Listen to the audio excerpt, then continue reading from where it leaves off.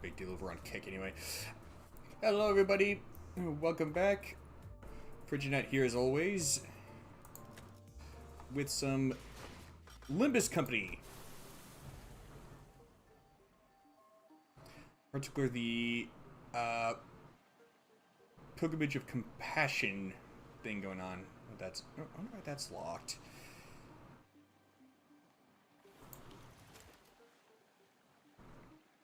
Yeah, sure, whatever.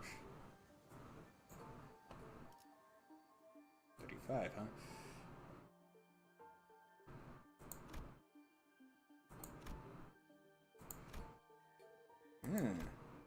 Okay.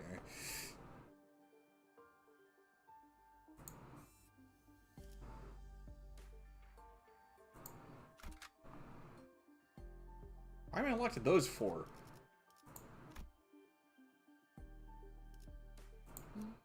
보는 눈은 있네요. 여기서 저만큼 유능한 인재는 흔치 않죠.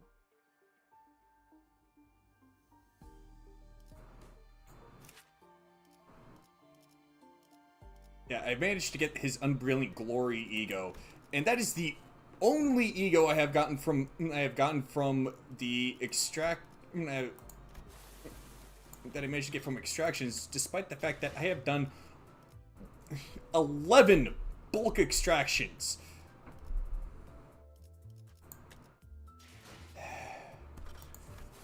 Target extraction, my ass.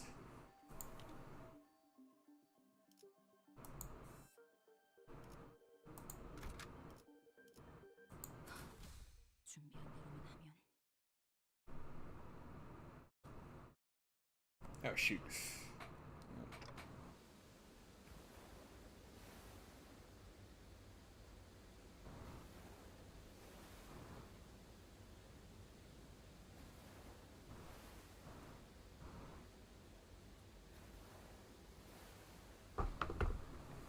Almost forgot one last thing. Oh well. I was exploring a Lobotomy Corporation branch when my consciousness sinks into the depths. The sense of cognition, itself a concept without form, floats into the shadow of an ever-widening river, swept up in its currents to nowhere. When we ran into an abnormality, but Sod told us that Hongren's Lobotomy Corporation branch should be free of any abnormalities. The abnormality which had appeared out of nowhere was more otherworldly than any we'd encountered so far in our journey, and deep blue. It was fathomlessly blue. It seemed to have a pull that endlessly drew us into itself. Just as I was about to recall this abnormality, a myriad of sceneries and a flood of incalculable thoughts crashed into my mind like wild waves before ebbing away from its shores. It's already lost adrift somewhere with my own consciousness. With my own consciousness when I realized this. Just how long am I going to be adrift? The sensation of my own consciousness floating away is quite the unfamiliar one. I floated about in that strange state for a while. An unfamiliar voice seizes my aimlessly drifting consciousness. Are you Dante? Huh? The fog of my vision clears as the voice breaks through the waves. A concerned expression comes into view. Yes, I am. Ah, what a relief! Gregor, I think Dante has come too. So who are... I was about to ask further questions to this stranger, with particularly long animal-like ears, but... I felt the drowsiness coursing back with the terrifying memories of the dream, rendering me unable to speak. I have to get a hold of myself. After an indeterminate amount of time had passed, I barely managed to wake myself from slumber to get a grasp of my surroundings, only to find myself surrounded by more unfamiliarities. It was that stranger from earlier, sitting atop a rock and sadly taking in the sights. The girl who probably saved my life. Wait, so were those animal ears after all? Okay, that's not important right now. I have to prioritize figuring out just where in the world I ended up.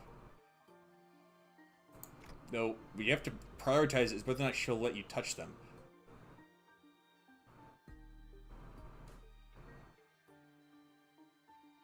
So, we're standing by the Iberian coastline. How are you feeling? A little out of it, but okay otherwise. Iberia, huh? Yes, we're in Iberia.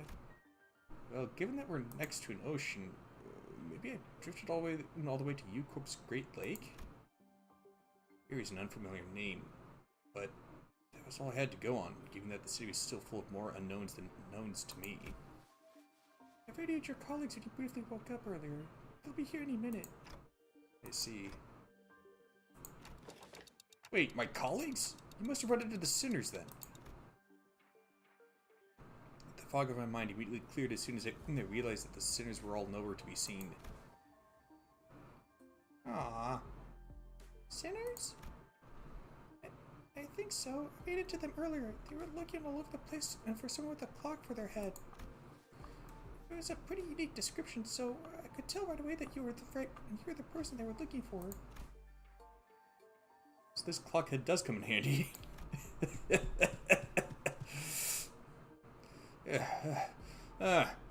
Manager bud. Dante. I'd woken up in an unfamiliar place to an unfamiliar face. In the midst of this all-around sense of displacement, faces that appeared before me were certainly a sight for sore eyes. Gregor, Hung Lu.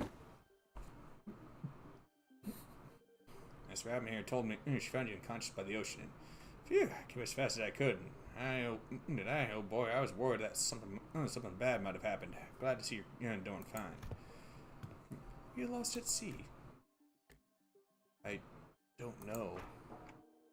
Well, I do think I'm fine though. I guess I'm not having any way to. I guess not having any way to drink water's finally coming handy. Should go get that checked out just in case. Wait, your head's waterproof, right? Hang on.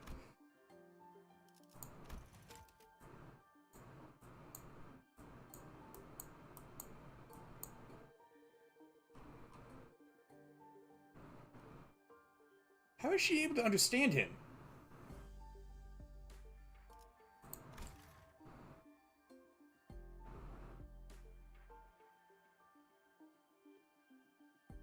She's got no connection to him.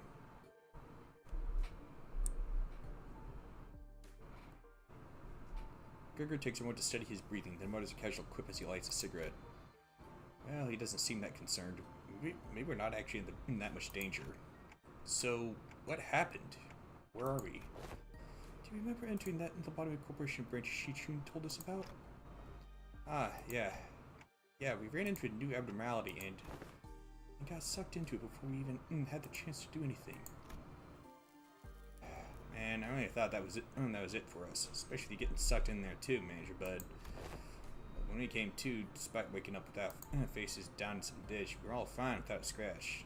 There was quite the mess when we realized that you'd gone missing. I wanted to search for you immediately, but it took a while before we got a better bearing of where we were. So we're not at Eucorp's Great Lake? Some of us consider that to be a distinct possibility, but it's unlikely. Ishmael was really certain that we were not in District 21. She did concede that we might be in an unknown area within the Great Lake at the outskirts, but that doesn't seem likely either, given what the rabbit-eared lady there said. The outskirts region of the Great Lake. I've met all kinds of people from all over Terra, but I've never met anyone who referred to the Iberian Sea that way. Terra? Iberia? I found myself puzzled by these unfamiliar terms. A very obvious question suddenly struck me. Speaking of which, who are you? Really? Fellows haven't introduced yourselves to each other yet? It's just that it's all just a lot to take in. It's understandable. You did just wake up from a pretty harrowing experience. Actually, would you like to do the honors yourself? I'm Amiya, the leader of Rhodes Island. Please, just call me Amiya. I'm Dante, manager at Limbus Company. I know I'm late, but thanks for saving my bacon. Seems that this Rodeo Island is a pretty big pharmaceutical corporation, but... Gregor trails off ominously and scratches his head before continuing with some mild trepidation. This young lady with the rabbit ears doesn't know what the head is at all. As far as I know, there aren't any organizations in Terra with the same characteristics as the one Mr. Gregor explained. At least not with a name like the Head. Also, sorry, it's Rhodes Island, not Rodeo. Sorry, Gregor's kind of bad with the names. So, what you're saying is that we're not in the city anymore? Why are none of them questioning why she can understand Dante? It'd be weird for any higher up at these huge corporations to know less about the Head than we do, let alone be completely clueless about it. Maybe we've tumbled into a previously undiscovered zone of the outskirts or the ruins. Probably. Or maybe we've really found ourselves in a completely different world. That's a bit of a scary thought. Why? Well, just imagine if stuff from one world ended up in the other. Like, say, maybe the Head ending up in Terra. If the conjecture is correct, which we're in way bigger trouble than I thought. This wasn't like the time we accidentally stranded ourselves in the outskirts via door of the corridor. Amiya stared at me with some concern as though she felt my distress. I think I can draw a connection to something else that's happening here. Really? Yes, recently anomalous signs and events have been occurring in Iberia ever since a mysterious dimensional door opened at sea.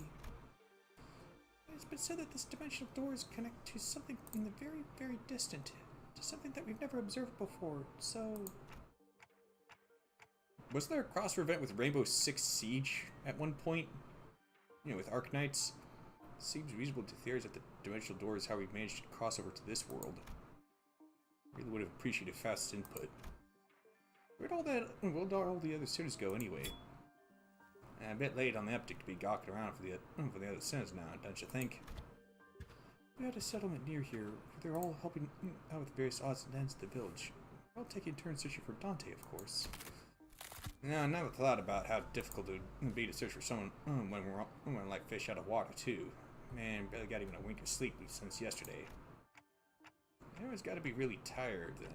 So it's just you two out here for now? Nah, I should be only saying on the other half of the search party. And we just happen to be the last group in the rotation. Must be searching also for to find you, Major Bud. Woohoo! We got the news early thanks to Amiya's comms gear, but the other team didn't. Yeah, we got lucky. The other team, well, we don't have any way to get in touch with them, so they'll probably be continue their search until their shift is done.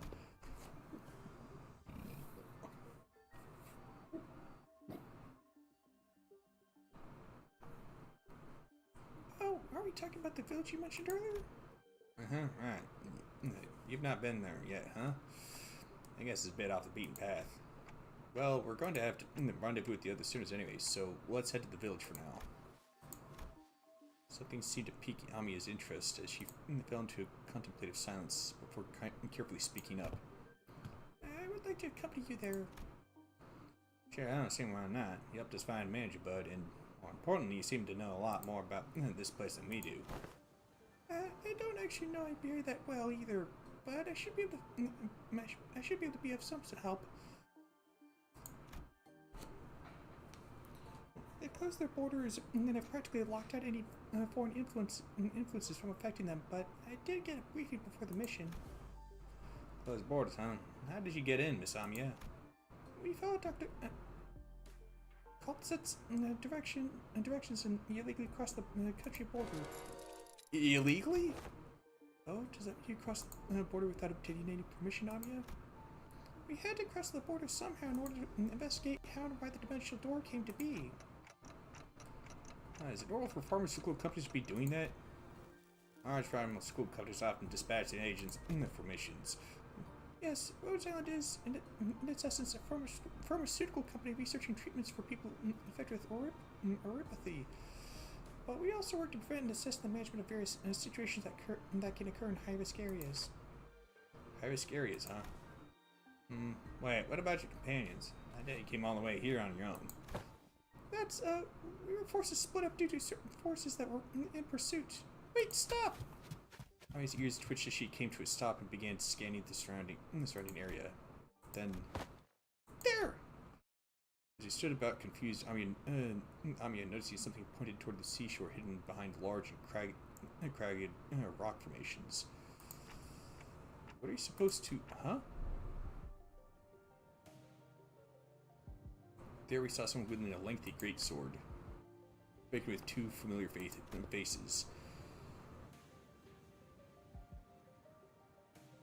Is that a scope?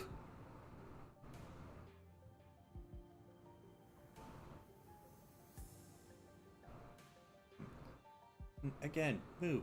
You're in the way. Don't worry as you do. We have had ample experience battling monsters who are much like them. Listen, I'm not worried. It's... Come on, better to have 3 fighters than 1, right?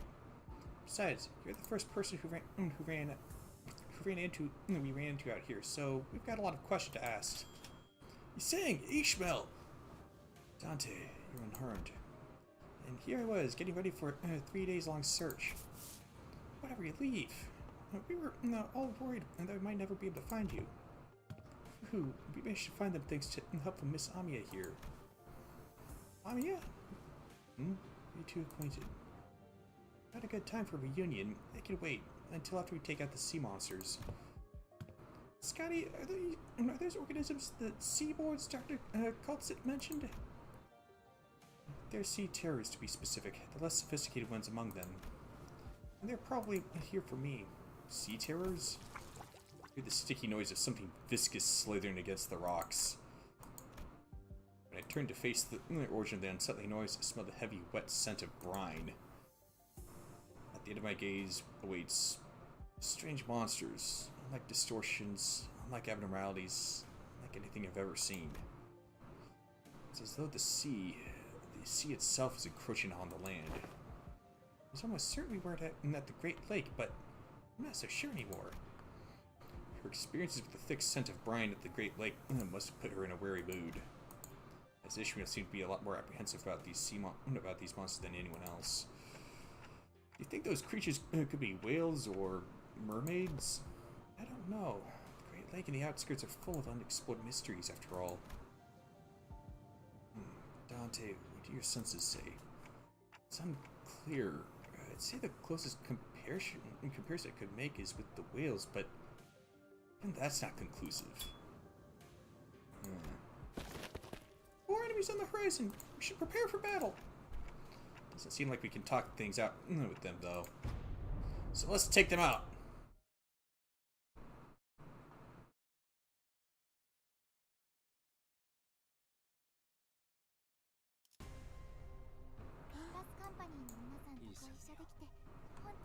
행색이 이상하나 그럼에도 이상이여 내가 맞소.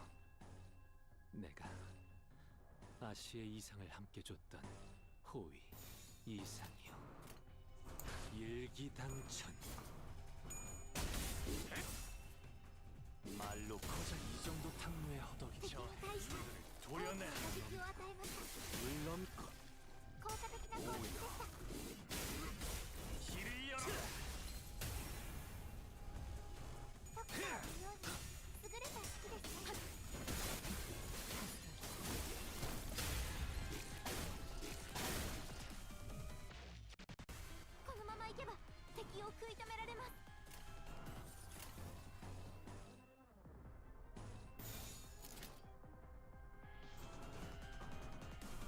Darn it.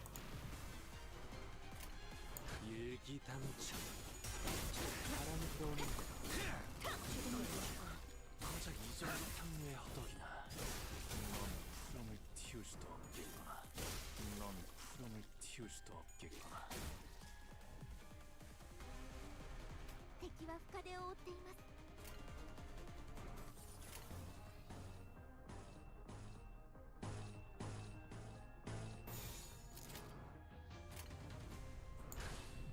시비수에게 명한다. 이 앞에 숨지는 자 누구 하나 살려보내지 마라. 지원해. 거저 이 정도 탕류의 허덕이나. Must be missing something with her, was it Crimson Spring skill, because it doesn't seem to be terribly impressive.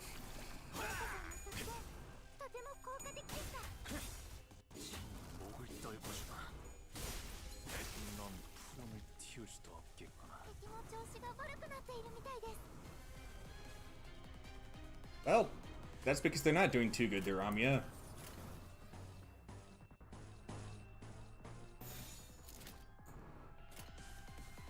자, 어느 쪽일지 잘 생각해보라고.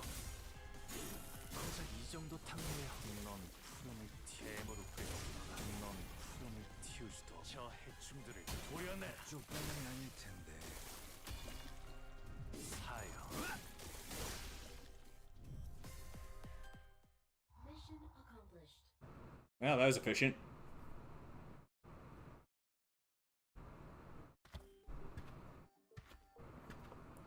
All remaining enemies have retreated to the sea. Good work, everyone. You didn't think I'd have to deal with anything remotely like this outside the Great Lake. You're saying that again. I would have taken this a whole day if that Scotty character didn't occupy the other half, while Miss Rabbit helped us from a distance. As we were catching our breath after the battle, I heard a brief hum. When I turned to look at its source, I saw Scotty glaring at me with palpable alarm. Strange people who transform. And ahead of a clock?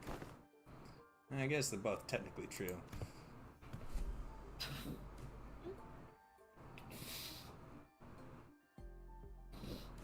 Well, it's nothing more than it's nothing more than a theory at this point. I think they have a lot to do with the dimensional door we're supposed to be investigating. Nice to meet you, I guess. I only hear a ticking clock. Oh, that's because only us sinners can hear Dante's voice. Huh? What's up? No, I'm just wondering how Miss Amiya can seemingly understand Dante. Finally! Someone's noticing!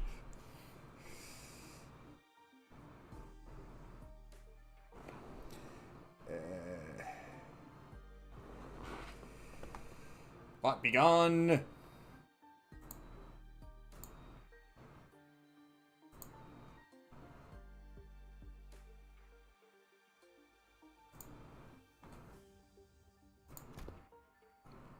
Yeah, what's going on here?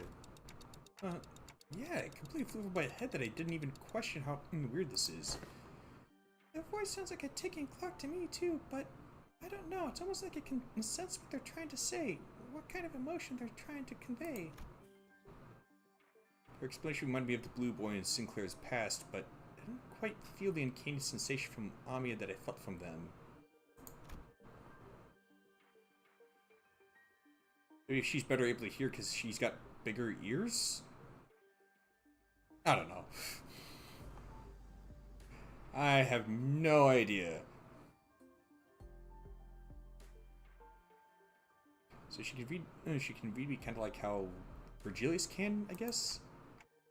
Well, I don't think it's a bad thing. That's true, it's a bit of a hassle to always need Faust or Honglu to translate for you, Dante. I'd like to know exactly how she can understand Dante, but I don't think we've got the luxury of time to sit down and figure this out. So, are you heading back? Sounds like a plan. It's not like we know anywhere else to go, right? Oh, Miss Rabbit Hill will be tagged along too. She said she'd help us find our way back. I'm glad to be working with you two also, Miss Ishmael, Mr. Yisang. Took the words right out of my mouth. You've already helped us plenty. You clearly know a lot more about this place than we do. The journey is long. Perhaps embarking on it ere the sun's fall would be wise. How long's the journey? No idea. It's not like we have a clock with us. I do know that's not very far, though. We just need to walk along the coastline for a bit. Scotty quietly points in my direction. Oh, Dante can't tell us the time because they're not on time.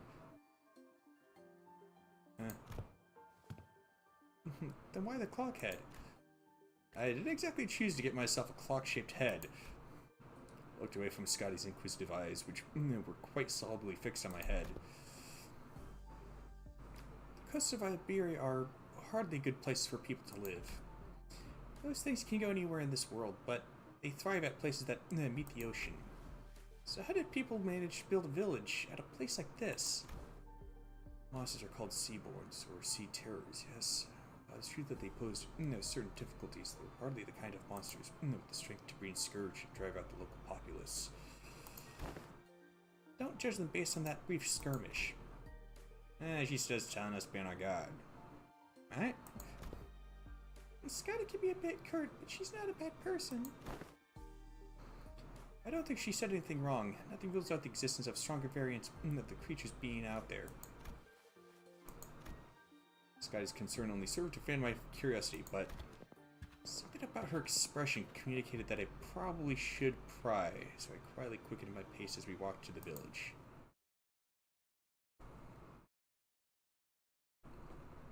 Gotta be kind of hard to pry since she can't hear him. Well, can't understand him. Oh yes, that's right. 핏물진 길일 뿐이지만 세월이 지나면 홍호는 그제야 알게 되겠지. 이 홍로가 무엇을 바꾸었는지를.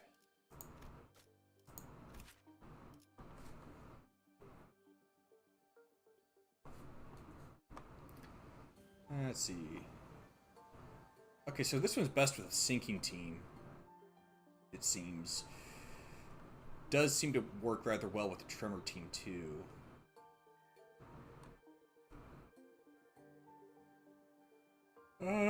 Heat clash. Need to check something.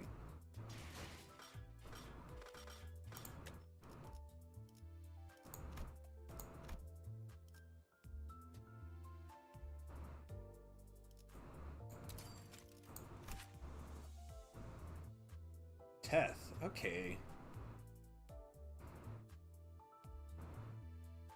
So Rodian can kind of double dip there. But I think her only good sinking identity is from Valpurgis Noct.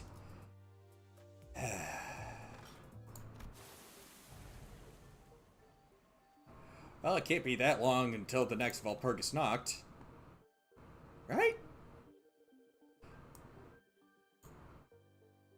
It is, isn't it? Is that as opposed to the village of the Living Lighthouse? This hardly looks like a village. It's more like the ruins of one, isn't it?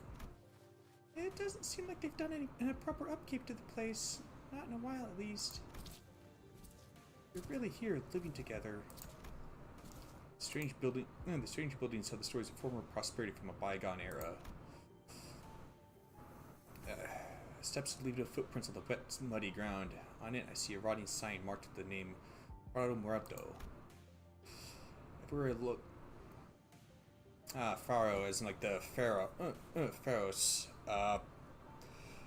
There's a... What of the ancient world that was known as the Pharaohs. It was a lighthouse in ancient Greece.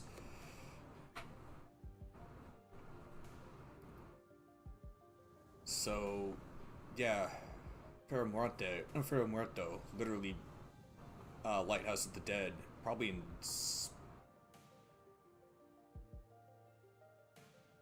I don't think that's Spanish.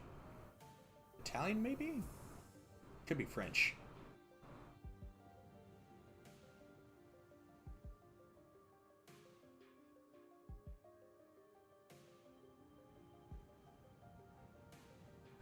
Everywhere I look in this village, you see evidence of long, silent abandonment. You don't see these kinds of abandoned-looking ruins often in the city either. Well, yeah, there's always someone or something out there waiting to capitalize on that free real estate, be it a syndicate or a corporation, and fix it up.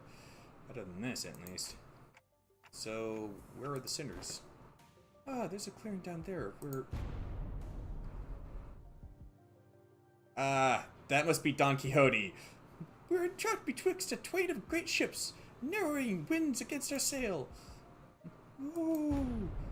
And that is when young Ishmael boomed, her command most resonant. Say no more. I didn't even have to try to search for them, that unmistakable sonus and familiar voice echoing triumphantly between the empty buildings. That's Don Quixote's voice when she's sharing her adventurous tales. There she was, standing atop a low podium like an actor on stage, regaling a group of people in their rags with tales of our adventures like a traveling thespian. Answers ye dogs, oarsmen! 'Tis the moment I, Ishmael, the first mate of vessel Mephistopheles, shall never... Ah! Stop! Hold Hold on, just what do you think you're doing? Young Ishmael, unhand my mouth, for I was just about to regale them with the most fantastic tale of adventures at the great Manager Esquire! Verily thou hast returned with Manager Esquire safely in tow! What? Foul clockhead? Burning clock for a head? When I was a child, I heard a story about a legendary sarcos with a flaming head. Why would someone like that visit our humble village? Their exterior may carry elements that inspire fear in some. There's no cause for alarm. Yeah, they might look like that, but they're Dante, our major. The rest are... Oh, hello. I'm sorry, who are you two? Two very nice people who helped us find Dante. This is Miss Amia, leader of Rhodes Island. And this is Miss Scotty, their operator. They'll be coming along with us for a little while. Huh? Oh, with us? We believe that the dimensional door, which we at Rhodes Island are investigating, has something to do with why you suddenly woke up here in Iberia. As Ami was bringing the sinners up to speed, the villagers who were staring at us curiously approached us. Did our conversation manage to convince them that we're not a threat? I sure hope so. We are friends of our saviors. Saviors? Verily, 'tis quite the grand title, yet that is indeed the words by which we addressed. I guess are addressed. To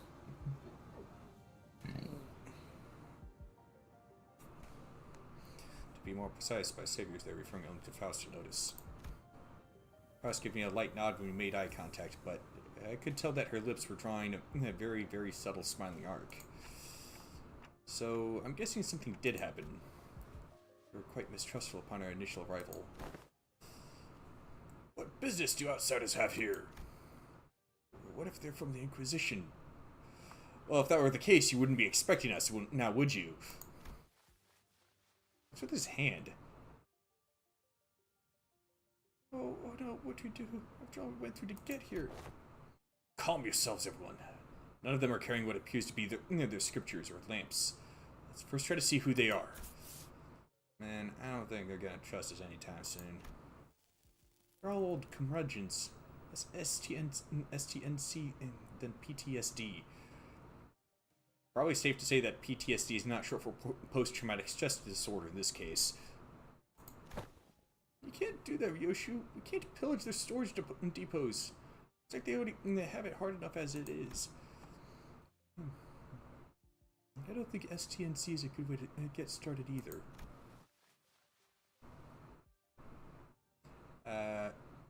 Should we just help elsewhere?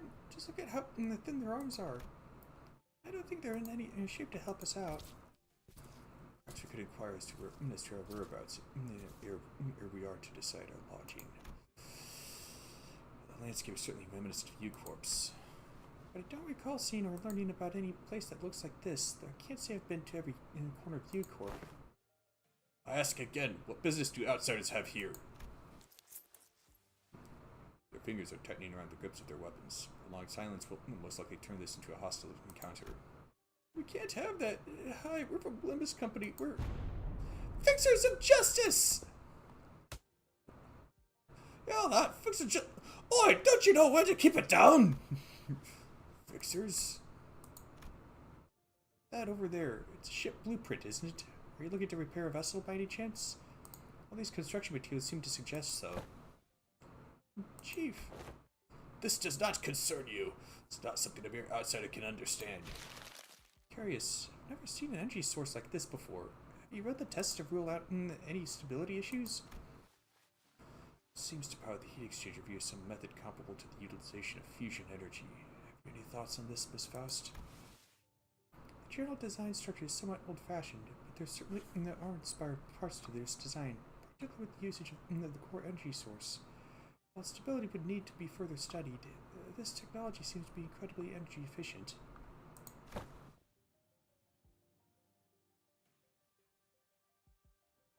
Don't you end up fighting him at some point? Because I swear he looks like a... I've done... So, the Pilgrimage of Compassion is like a theme pack you can get for the Mirror Dungeon. And I could have sworn there's some levels where one of the enemies you go up against looks just like this dude. Also, not sure why he's a Wyverian, if those years are anything to go by. You identified all that merely by glancing at this blueprint? You must be the village chief, then. If so, I have a proposition for you. In return for assisting in their ship repair, we were promised to ride on their vessel. As fast as there is that perhaps by going out to sea, we may be able to find a way to return to whence we came. Does that mean we can find a way back somewhere out there in the sea? Nothing is certain yet, Dante. At this moment, we are working based on a hunch. A hunch? Sensing the implicit omen in her choice of words, I slowly turned around to look at Faust, who nodded solemnly in response. If we're really in a different world, even her Gesellschaft has to be. No issues were encountered in the repair process. Faust smiles faintly as she looks around. Then she pulls me in by my hem. She whispers in a low voice. A connection to Gesellschaft is currently operating at a suboptimal level, Dante. So it's still connected, at least. Indeed it is. However, even exchanges of simple information are taking up to dozens of hours by current calculation. Is this a warp train situation? Because we're in a different dimension? Paths should be identical. We have been connected to an unidentified, unpredictable dimension. However, Faust is aware that the pathway to original dimension is yet to close this time, unlike the situation back aboard the warp train. So to get back to where we came from, indeed, traveling through the pathway is the most feasible solution. Hello there, Anti-402. And from that, you came up with the whole plan to repair the ship and sail out to sea? Yes, well, I'm also a genius after all. I conjectured that we probably came through a dimensional door of some sorts. Looks like that dimensional door might be what Faust is looking for. High likelihood, yes. At least there's a way back. I find myself calming down a little. Oh, speaking of which, when do you think you can wrap up the repair job? As fortune should have it, the majority of the most time-consuming parts of the repair have already been completed by the locals. It shouldn't take us more than a day or two to get its core parts shipshape again, Executive Manager. We'll be staying here a few more days then. How did you manage last night? Well, like I said earlier, we've been keeping ourselves busy looking for you this whole time. We took turns helping with the repairs and investing, but I doubt any of us got a proper night's rest. Still, we weren't cold thanks to the villagers who kept the fire going for us all night. Not to mention how they helped us a ton with that local map they drew us. Oh, also, Chief handed us this earlier. What's it for? Ah, looks like a sack to collect water. Give it here. I know how to get that installed. Must be to repay Miss Faust and Miss Otis's efforts at repairing their ship, yet the service they provide us is certainly quite generous, even when taking the transactional nature into account. They really give us the best treatment they can, huh? As for food, we should fill ourselves with some cookies and bread Rhodia keeps in her pockets. Didn't want to eat into their food supply when they're already pretty tight, you know? She carries enough cookies and bread for 12 people? I did offer some nosh, all those dried fish things, but the way I feel is I'm about taking food from the needy. No need to concern yourself so much with our hospitality. You have done more than enough to earn your keep. I turned around to look at the source. The source of the low, rumbling voice and saw an old man in an outfit that seemed to distinguish itself amongst the other villagers. There you are, Chief. Is there a place for us to stay the night? We do have places to shelter from the misty humidity, at the very least. There's an empty building here. There's an empty building there, so feel free to occupy it for the night. Oh, are you sure? I mean, I don't mind sleeping in the streets myself. Hey, speak for yourself. I've been looking forward to sleeping in there with the roof over my head since, like, yesterday. We'll catch a cold sleeping in the elements in this environment, which is fine by me for the rest of you, but we cannot afford to have the executive manager or our honored guests suffer that fate. Honored guests? I heard that what happened from before we left in search of the executive manager. First, I'd like to begin by imparting my infinite gratitude to you for finding and rescuing the executive manager. I hear that you're a leader at a pharmaceutical company. This acquaintance shall surely come in handy in case our stay becomes significantly prolonged. Haha! I'm just surprised by her boldness to say something so materialistic when they're standing right there. Can I stay in your village too, Chief? You're not going to kick out the adorable lolly, are you?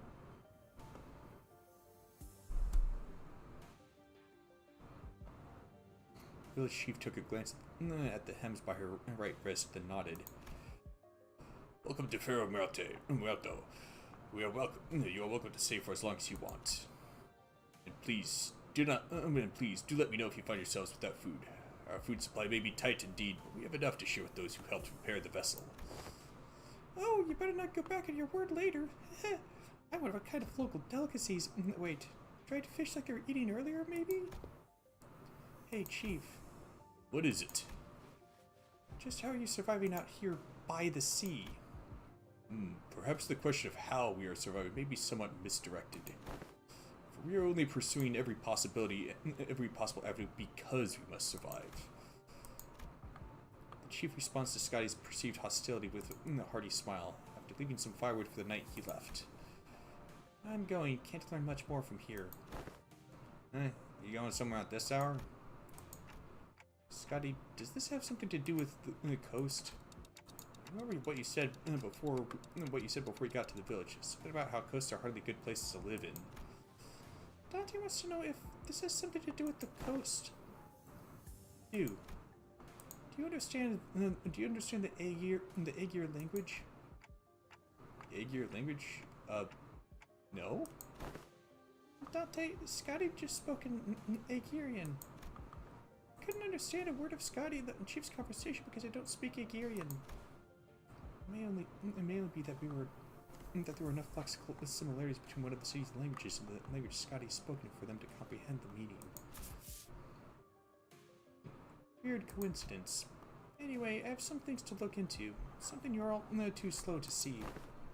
You still have to tell us about it later. Please remember you're not on a solo mission, Scotty. This is a team effort from Rhodes Island. Will do. Scotty nodded lightly before leaping off into the night, out of our sights. I'm kind of worried. She's not the best with people, but she's also pretty thoughtful. She'll be okay. Should we head inside? The sun's starting to set already. Oh yeah, we could probably just pick up on the building, stay the night there, right? Trying our best to ignore the mood that was starting to turn awkward, we made our way into a nearby unoccupied building.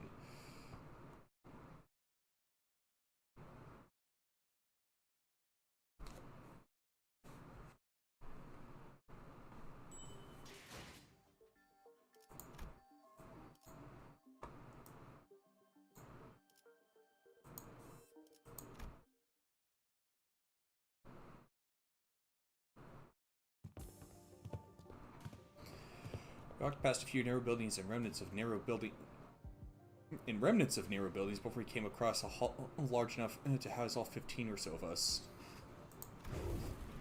Okay, now we're ready. The curtains on the window removed, the smoke has an exit. Wow, I thought we were doomed to shut ourselves to sleep with the soaking wet firewood and all. I had no idea that'd work. We just have to get a small fire going underneath it until the wood dries up and catches fire. The downside being all this smoke.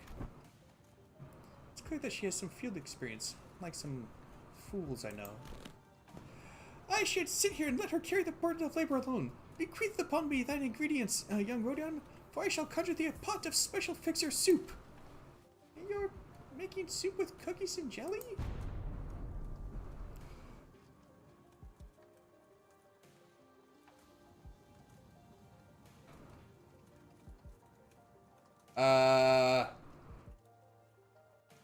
Did she cook up something during the first Intervello? The Hell's Chicken event? No! No, no! You're not getting anywhere near the kitchen again, not after what you cooked up last time. I must admit to a certain level of interest.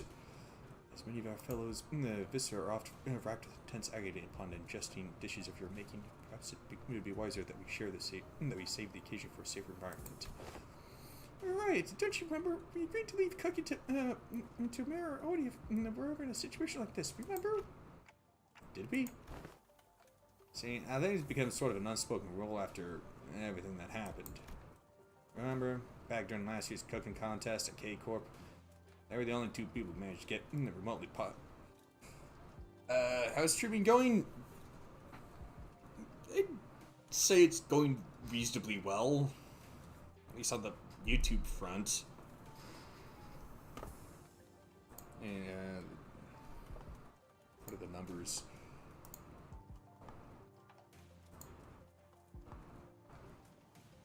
They've got 153 subscribers out of 500. At which point they could then start receiving supers, in theory. But there's quite a bit of distance between theory and practice.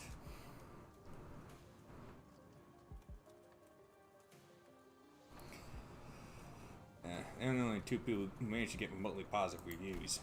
Oh, does that mean we'll get to try Otis's cooking once again? Denied. We still have plenty of high-calorie foods like cookies and jellies here. I find no reason to do something so inefficient. I'm glad to see that everyone's still energetic, given the circumstances. It can't be easy to suddenly wake up in an unfamiliar environment. Well, we're all quite used to getting thrown into unfamiliar places. Speaking of which, did you manage to reach your colleagues, Amiya? She shook her head. Hey there, Dashi Abraham. She shook her head, concerned. They might have lost their comms devices. What's up? Going through the collab event, the Arcanites collab event for Limbus Company.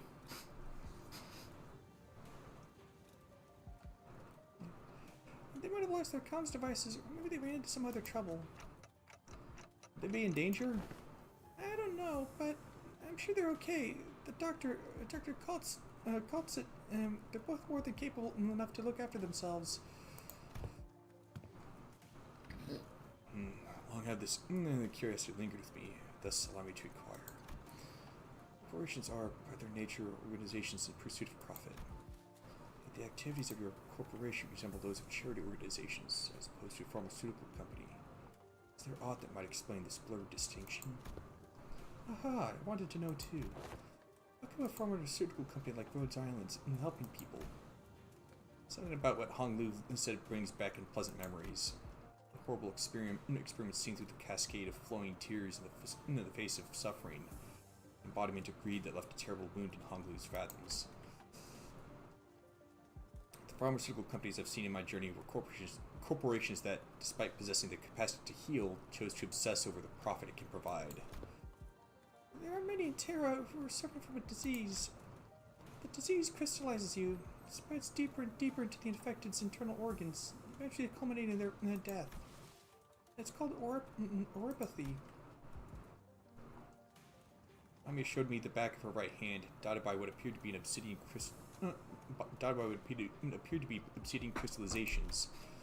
Its appearance reminded me of the biotreatments from the back streets, but there was something more to it. Something more restless, more sinister. It's a terrible, painful disease, but there haven't been any recorded cases of full recovery. But there's an even worse problem. Pray tell, what could possibly be worse than an incurable, deadly disease? Well, it varies region by region, but discrimination against the infected is widespread across Terra. Those who suffer from it must face unfair treatment. The saying began with a dark expression. Some are quarantined to places with terrible, inhumane conditions. There have been massacres, too. I don't mean to be callous, but is this oropathy highly contagious? No, there have not been any recorded cases of infection by contact, as long as the subjects are alive. But when the infected dies, the crystal growths on their body decay and turn to dust, scattering, which is what spreads the plague. Then, barring environments like active battlefields where casualties are to be expected, staying within close proximity of the infected in daily life seems to pose hardly any risk. Hey, successfully, Lily Eminem. The stream's going well, I'd say.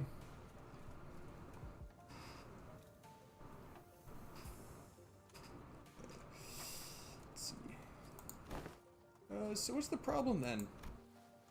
Alright, past. Same with this game I'm playing. Limbus Company. This particular part is a crossover collab with Arc Knights. Alright, past the point of caring about what the problem is. Once people start feeling iffy, all logic goes out the window. Then Rhodes Island's goal has to be, yes, it is important to develop a cure for oropathy, but I think what really matters is that we change the circumstances for the better for the infected.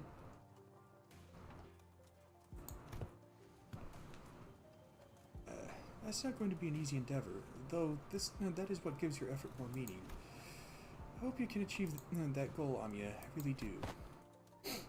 For truth! A city, nice world. We both live in worlds full of surprises, don't we? What kind of world did you come from? This city? What kind of place is the city, anyway? What kind of place with too many pointless rules? What kind of place where the moment you think, isn't this too much? You see something even worse.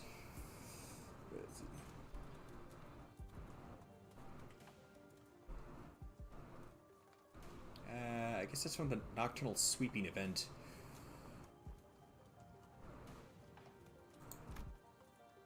Try as I might, I couldn't think of a single positive thing about the city. The sinners seemed to be in agreement, as most of what came after was quite scathing. The kind of place where good deeds really ever go unpunished.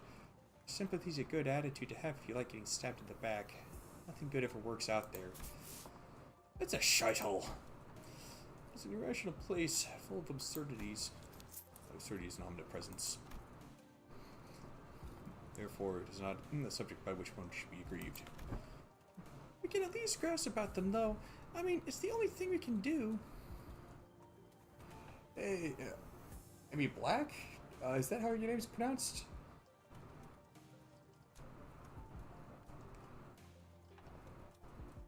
Welcome on in.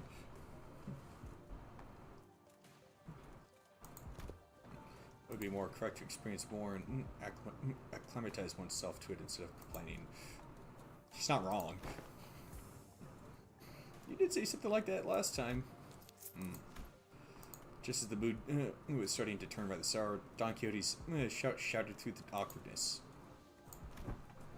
Verily, near ye day goeth by untarnished by villains in their fell deeds. Yet worry thee not, for where evil riseth, so doth fixers of justice too. Don Quixote jumped from her seat and passionately shook her fist, which was followed by a heavy crack at the sound of small pebbles tumbling down. Don Quixote, watch out! Whoa!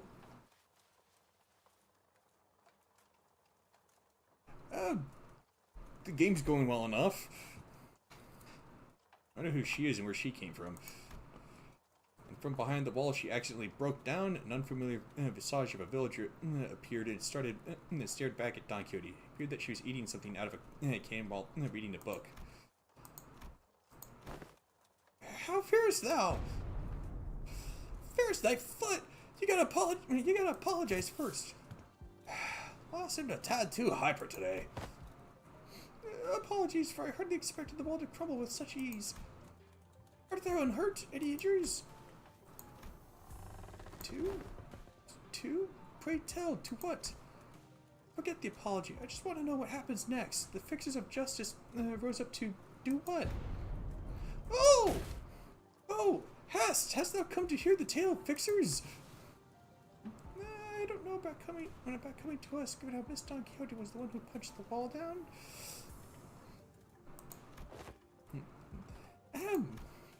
Oh, is it too late?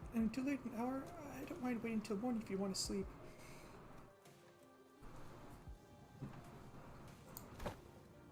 Nay, not at all. 'Tis quite early an hour for tales. In fact, prithee, seat thyself here.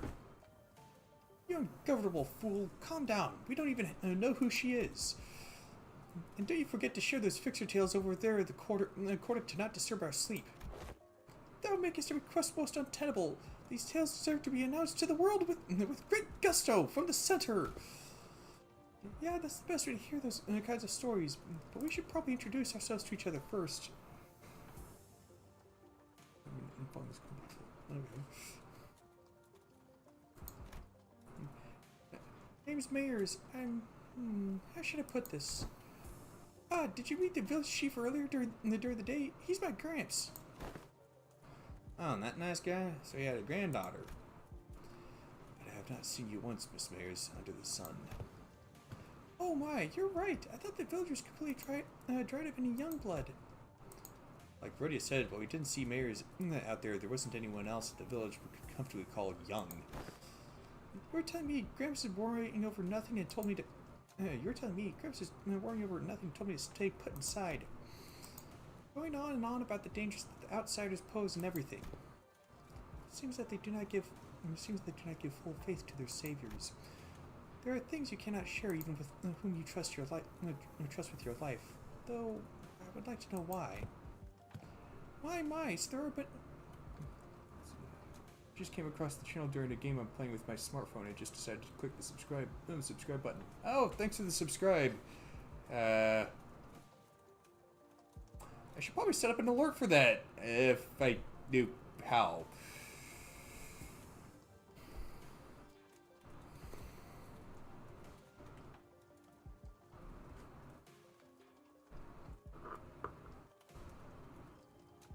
And by mice, there are a bunch of other kids who are stuck indoors in this village? No, if there's anyone around my age in the village.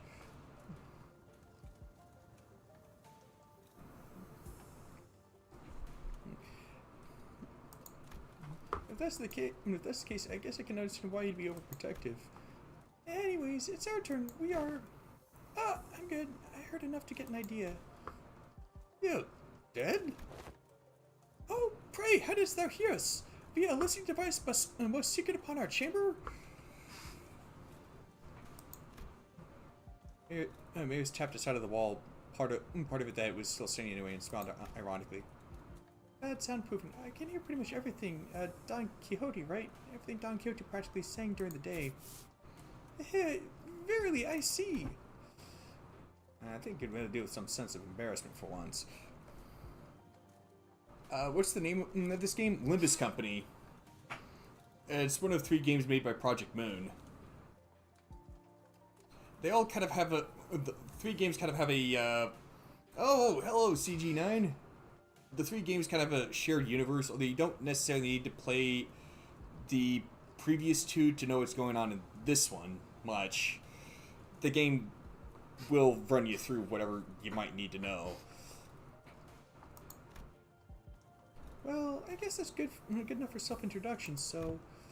Care to regale me with the tale of fixers who bring justice to the evils of the city?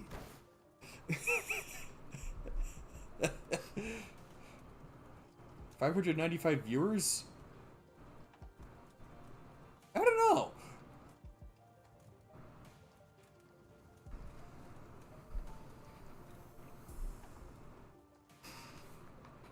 I mean, view botting is practically impossible, or well, either practically impossible or extremely impractical for YouTube, because there's like a different stream key or whatever the heck it is for each individual stream, and I don't mean like for each channel. Each stream on a channel will have a different stream key or whatever it is from each other, and it generates it upon starting up the stream. Indubitably, then, this shall do. I shall regale thee with the tale in which the legendary fixer, the Arch-Magnificence herself, the Red Mist, hath... I suppose I kill and hope for a good night's kip. But, don't you usually pass out within a minute of your back hitting the hay no matter how noisy things are?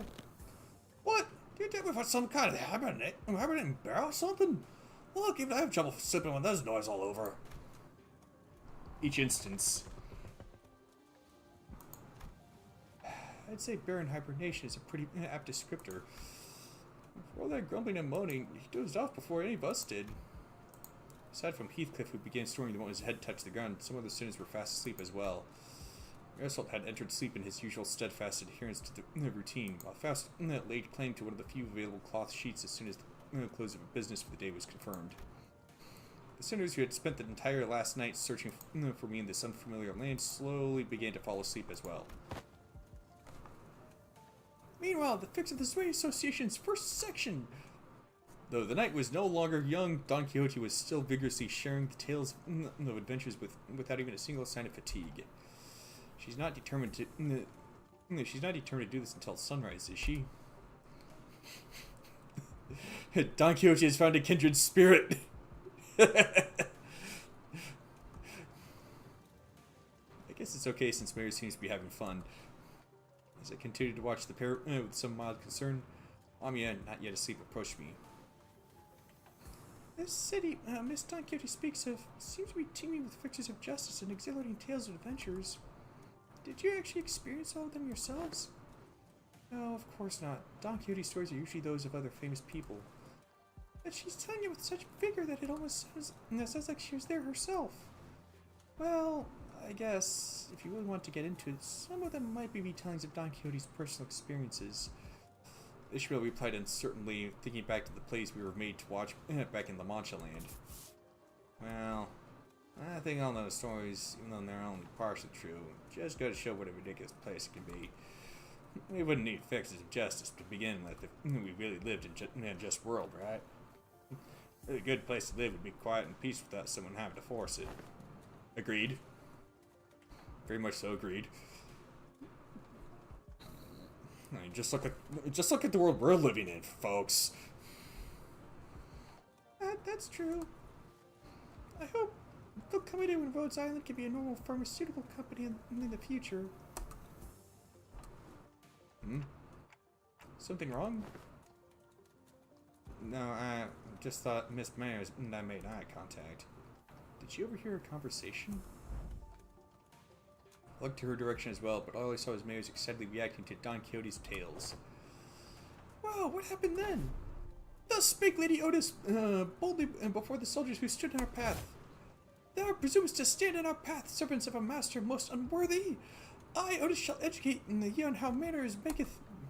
Don Quixote was now retelling the stories of Limbus Company's adventures in Hongyuan, and Otis, who could no longer stand Don Quixote's unintentional alterations of the story, jumped to her feet, shouting, Damn it, what kind of nonsense are you feeding her? I never said anything like that!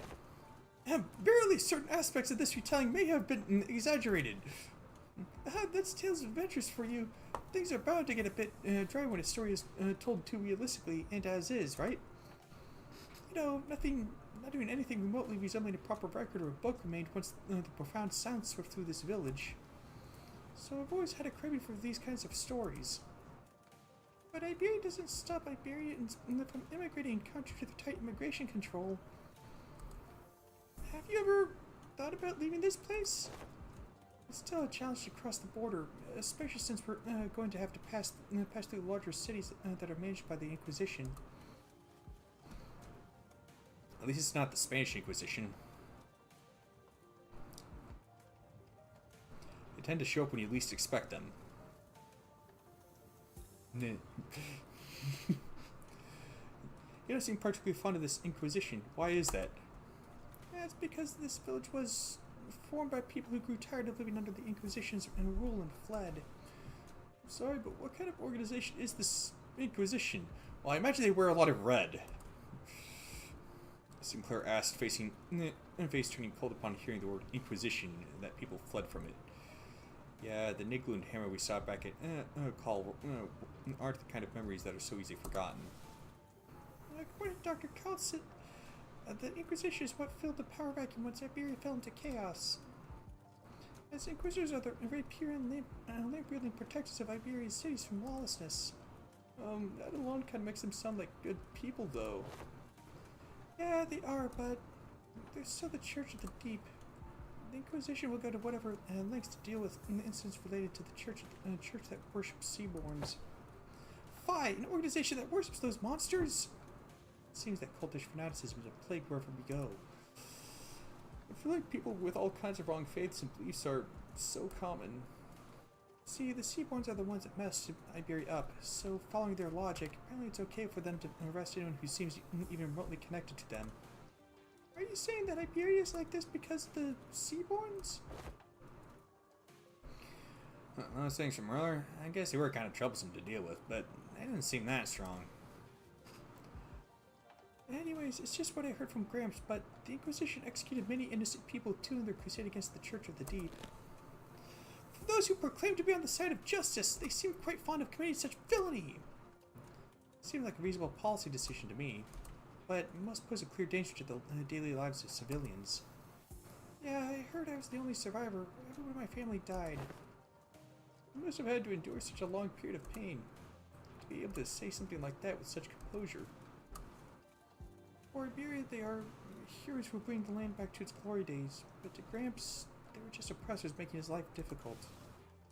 That's why we've all come here, fleeing from the Inquisition's gaze.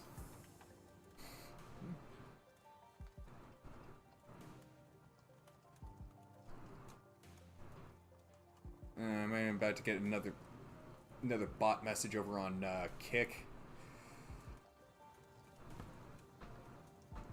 Maybe.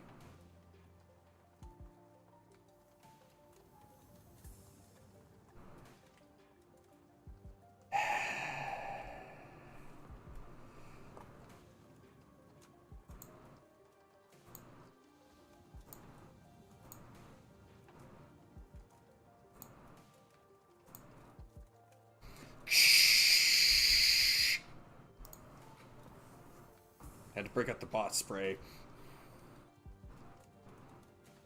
Yet, wherefore hast thou decided to settle at a place that is so, run down? Indeed! Yeah, I know, but it's not so bad once you get used to it. Besides, we managed to find a new path thanks to you guys. New path? Well, it's getting late. Will you be repairing the ship tomorrow, too? This place really has no soundproofing at all, huh? Good talk, everyone. I hope we'll get another chance to do this tomorrow, too. After seeing Mayor's her own room, the other sinners, those who were still up anyway, and I laid ourselves on the hard stone floor with only a thin layer of cloth between it and our backs. A mysterious world that is neither the city nor the outskirts. It seemed that the lives its people led were just as difficult as they were anywhere else.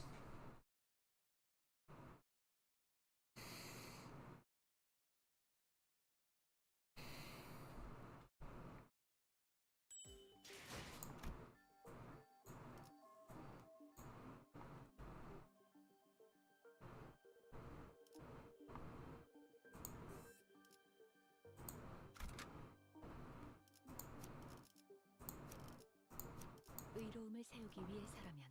죽음께서 잠깐, 이번엔 흑수, 어디서 뱀 기어가는 소리 들리지 않아? 보는 눈은 있네요. 여기서 저만큼 유능한 인재는 흔치. 주인놈 뜻에 따라 걸맞는 곳이어야 할 거다. 맡겨두시게. 나를 불렀나? 이 경로는 숨어들기 나쁘지 않고. Seems like it'll be a pretty solid team. It's so big. Amazing! I didn't know there were many vessels of this class in Iberia. Aha! I spy her name here. Tis called by the name Rebellion de la Masas. Rebellion de la Masas. Revolt of the masses, is it? I am very much admired a peculiarity indeed.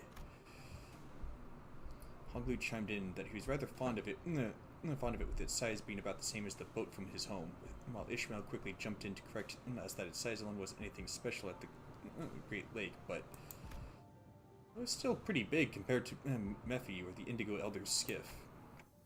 That was going to be somewhere around Mephi's size at most. Are you sure you can get this ship fixed in a day or two? As I briefed you yesterday, the great majority of the time-consuming repairs had already been completed by the villagers. The extent of our repair efforts only concerns a few components within the vessel that the elders could not repair, which shouldn't take us much time. And those parts that are unfamiliar to Faust are also malfunctioning, such as the core engine. Any repair should be sufficiently managed by Faust. Despite Otis's confident declaration, I could not help but feel oddly unsettled as I looked at the ship. I don't know why, but something tells me that we don't want to linger here for too long. Still, please be thorough about it, just in case. I'd rather not sit on a sinking ship again. Experience at the Great Lake was enough. Do not worry, Dante. Unlike Mephistopheles, most functions of this vessel, buoyancy gear, propellers, steering gear, are all in operational capacity. This repair should be much easier than the case with Mephistopheles. I seem confident enough. Should be safe this time around, right? Are we taking that rope to climb up to the ship? No, there's a lift-like apparatus down here. It should take us up to the ship.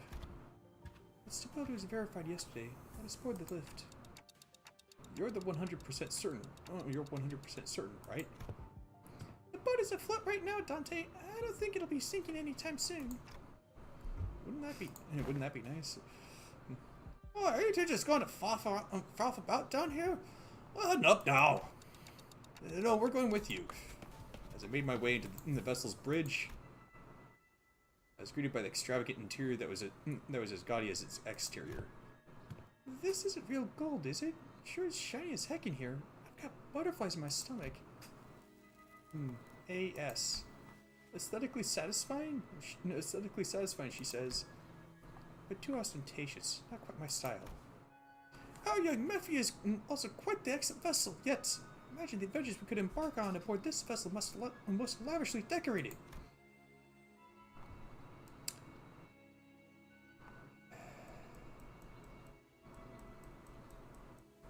I think that chief is associated with the village of the not village, the Church of the Deep. As fast as Otis were working on one of the control panels, Ishmael walked up to another and interfaced with before giving a knowing nod. And it's probably connected to how they were able to survive just fine on the coast. This must have been investigated for a research vessel of sorts. It does seem a bit extravagant for one of those, though. Look, coordinates updating real time, it seems. Coordinates seem to have been set to somewhere out in the middle of the ocean. Maybe it points to a small islet? Nope, no islet there. What? Well, blimey, lass. You should know how to sneak up on people. Bears? What? Did it actually surprise you? I did ask if you guys were gonna come fix the boat today. Still, I didn't know you'd be here. Why are the coordinates set to this location? There are several undersea cities beneath these coordinates, collectively known as Aegir. Gramps is home. I see. Understood. What was understood, if I may ask? It is now understood why the promise to repair this ship was sufficient to earn their trust, the title of saviors.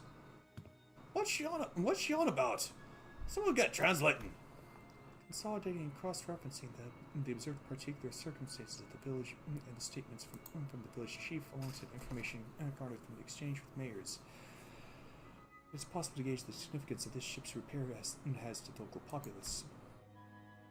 Of course, while this may constitute a sequence of logical connections that poses a certain challenge for Heathcliff to comprehend, to employ any degree of certainty to attempt to explain it in more digestible language would constitute a pursuit of inefficiency. Go figure he wouldn't appreciate that. Lower the baton, I implore you. I shall explain it in full. I was wondering when Miss Smartass would start gabbing like that again. So what's she on about? Heathcliff's shoulders were relaxed. It didn't seem like he was actually going to swing the bat. He placed it lightly over his shoulder with a sigh. A brief observation of the village seemed to suggest that their subsistence situation was quite dire. Much of their daily sustenance consisted of dried food, most of them made for long-term storage purposes.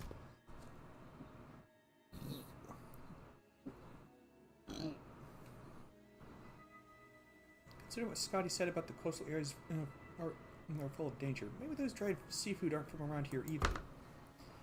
Maybe it's food they packed when they first came to Faro Muerto?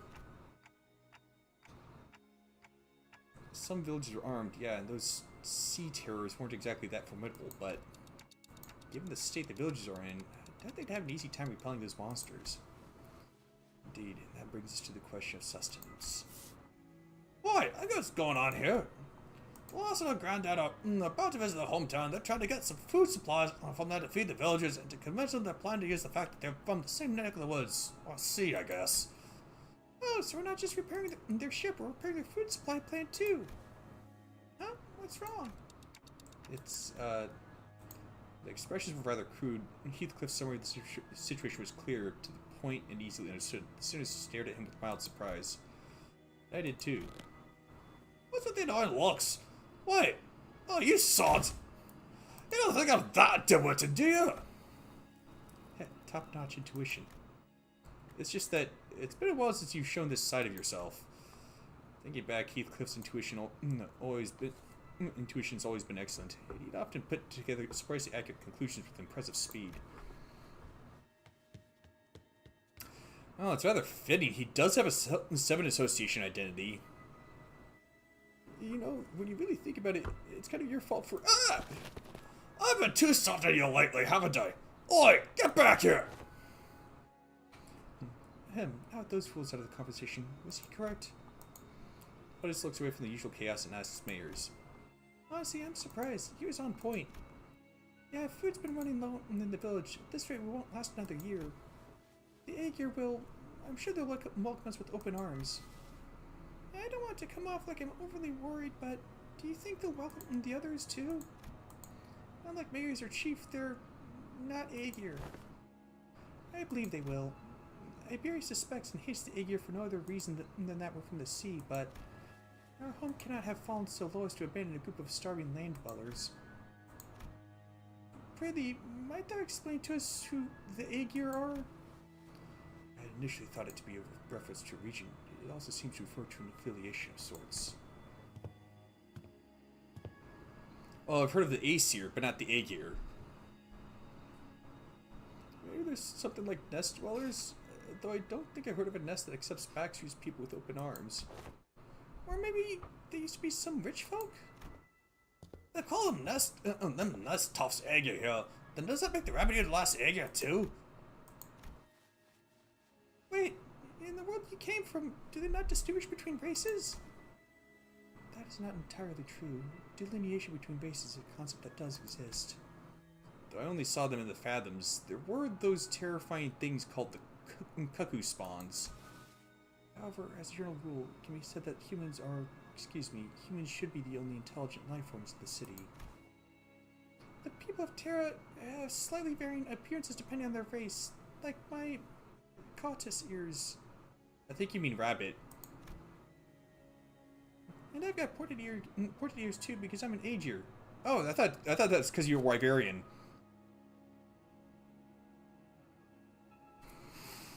Though it's not a characteristic every Aegir shares.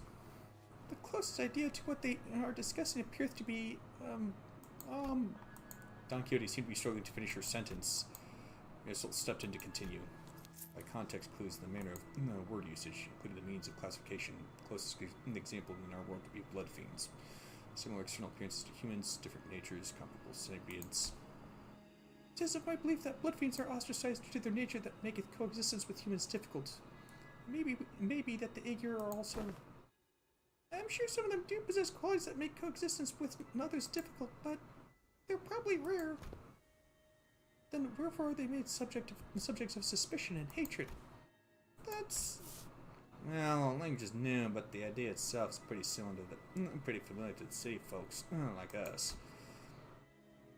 Think of feathers of fallen wings, kids born on the back streets, people who place their body parts with prosthetics. One differs, yet in its essence we find the thread.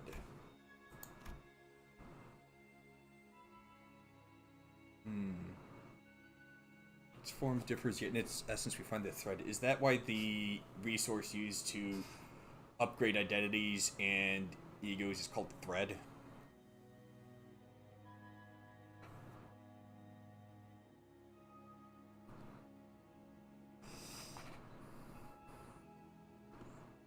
Something about how we keep finding these similarities in the ways of our lives, despite finding ourselves in a different world with different rules, races, and humans.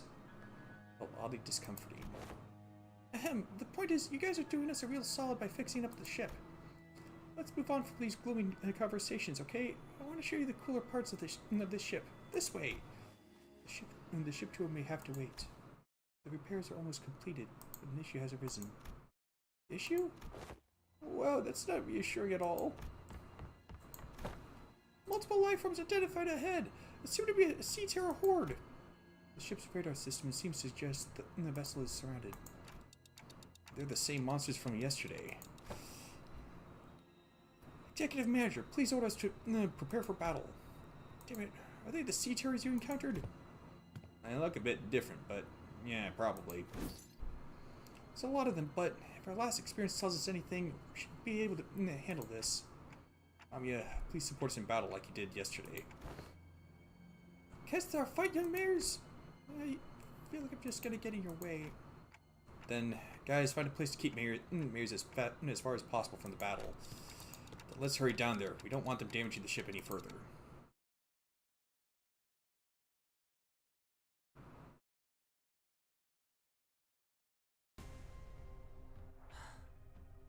이상이요.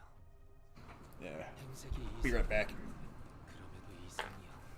내가 봤소. 내가 아시의 이상을 함께 줬던 호위 이상이요.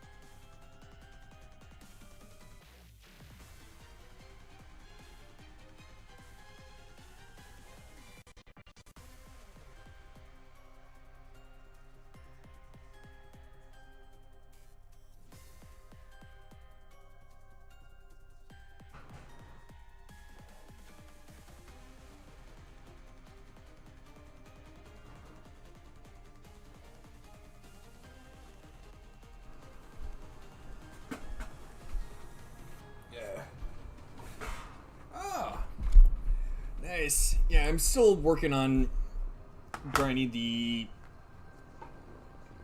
whatever the heck the resource is for the event to get Ishmael's ego.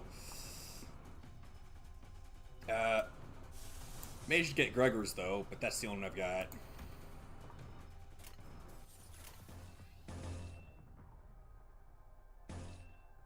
Now it should have a better chance of winning the clash. Darn mouse.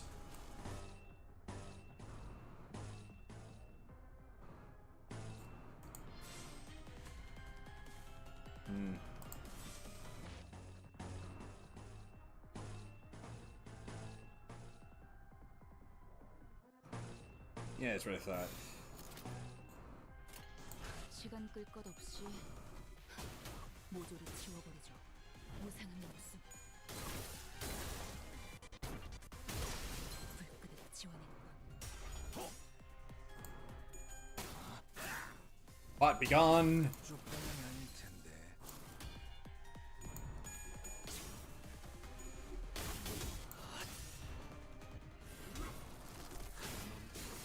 넘고 거꾸로 제철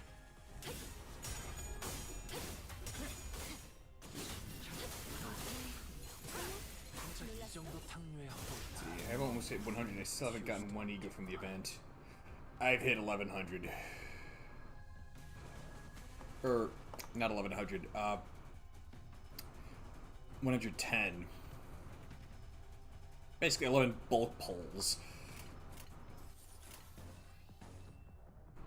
Come on!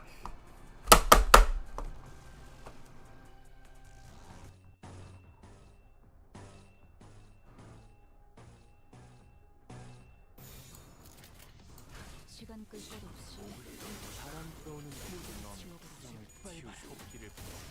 넌 푸름을 저 해충들을 도려내라. 이제 깨우치시게. 묘야. 넌 푸름을 틔울 수도 없겠구나. 깔끔하게 물었군.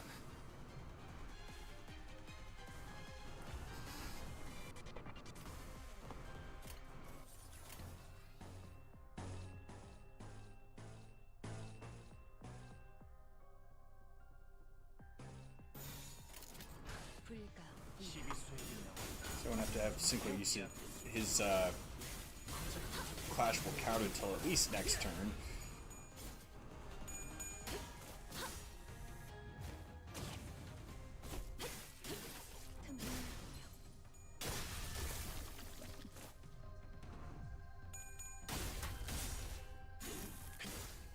고작 이 정도 탕류의 허덕이나. 깔끔하게 물었군.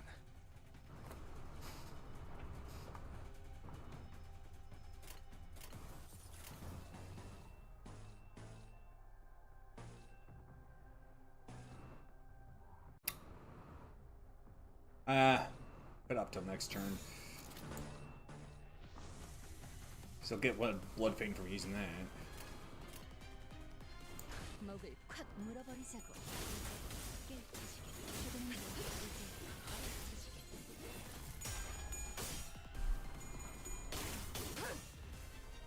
혈압도 바로.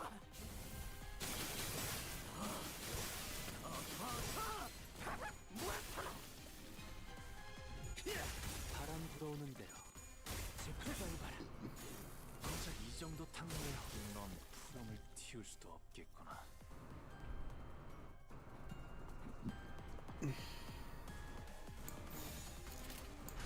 Okay, I guess I won't need to have him use his defensive skill after all.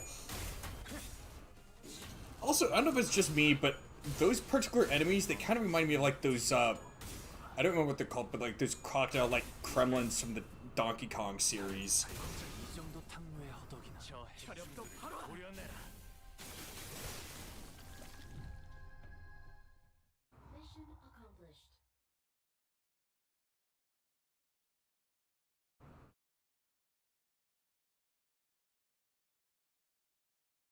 Were they called Claptrap? 또 한 줄 길을 남겼군. 핏물진 길일 뿐이지만 세월이 지나면 홍어는 그제야 알게 되겠지. 224. 이 What 홍로가 exactly is that stuff anyway? Originium? 뭘 바꾸었지를. Originium? I might have mispronounced it there.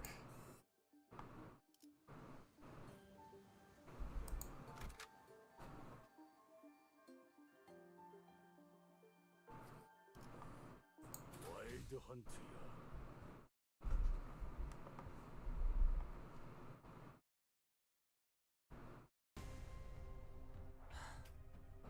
이상이요. 행색이 이상하나 그럼에도 이상이요. 내가 맞소. 내가 아시의 이상을 함께 줬던 호위 이상이요.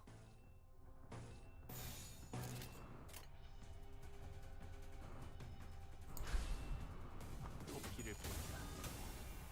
저 해충들을 Yeah, of course.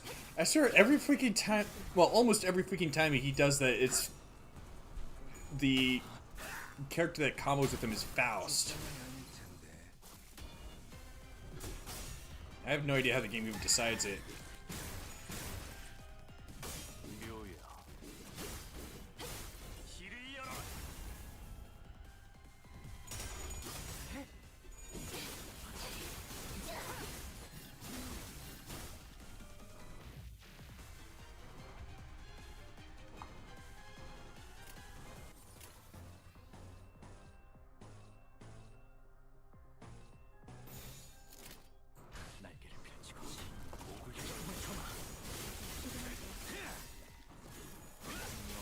It's like 80% of the time it combos with Faust. The other 20% of the time it's, well, any other Heisho pack.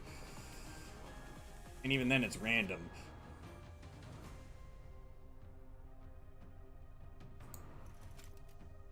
Let's see. After taking damage, the student has begun to use its attack skills.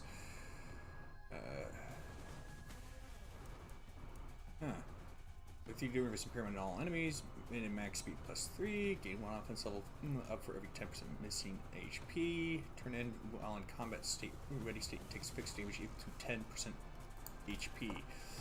Is that 10% of current or 10% of maximum? Pretty sure it goes off the number of the ID. I might explain them.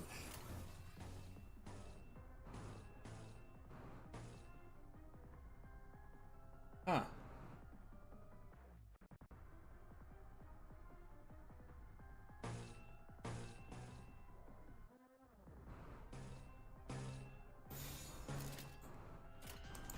시간 끌 것 없이 시비수에게 명한다. 모조리 이 앞에 지워. 자, 누구 하나 살려보내지 마. 이제 깨치시게.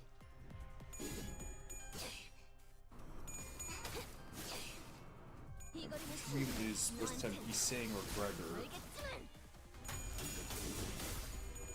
넌 푸름을 틔울 수 I mean, it is kind of convenient that it's Octave Faust because that means that she's easily able to keep up her Strider Mal.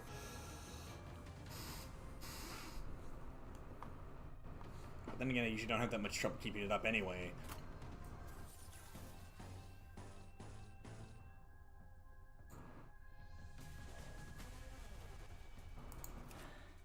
조심하시죠.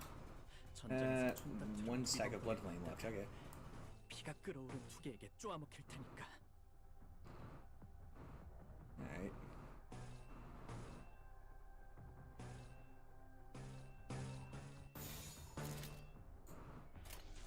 목을 콱 물어버리자고. 진짜 이 정도 탕류의 허덕이나. 닭은 달려오구나. 저 혈압도 바로 오려내라. Yeah, we got another stack of blood flame. How convenient. 보상은 없어. 불끈한 지원일 뿐. 넌 푸름을 틔울 수도 없겠고. 혈압도 바로.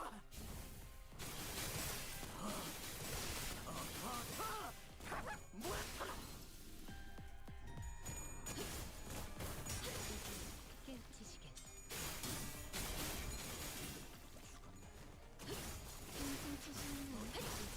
이제 깨치시게.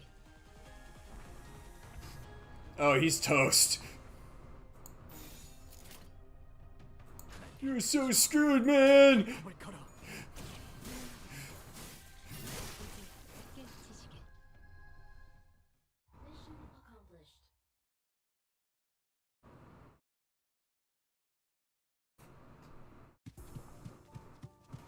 The radiant entities have all returned to sea. Is everyone okay? It's just like a last skirmish. Emily Clark. I feel like I've heard that name somewhere before. In any case, welcome on in!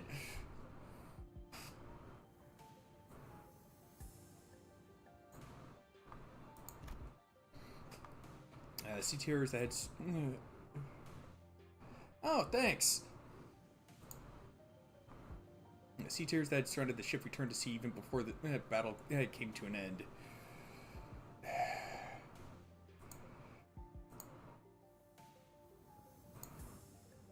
But begone!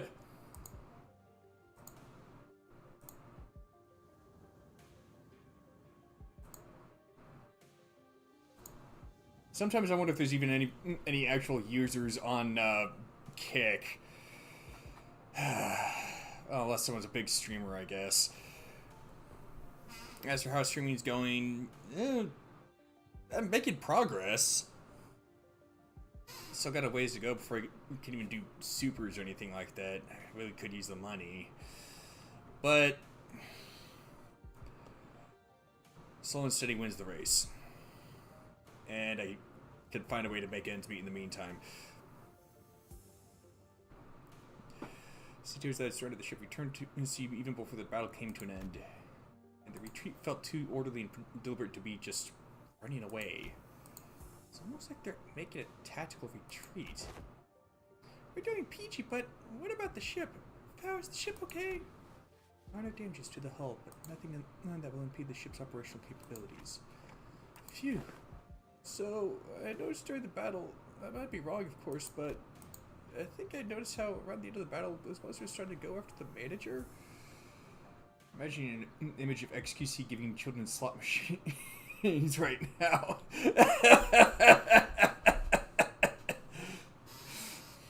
No, it'd probably be like the slot machines in either Dragon Quest or like the early generations of Pokemon.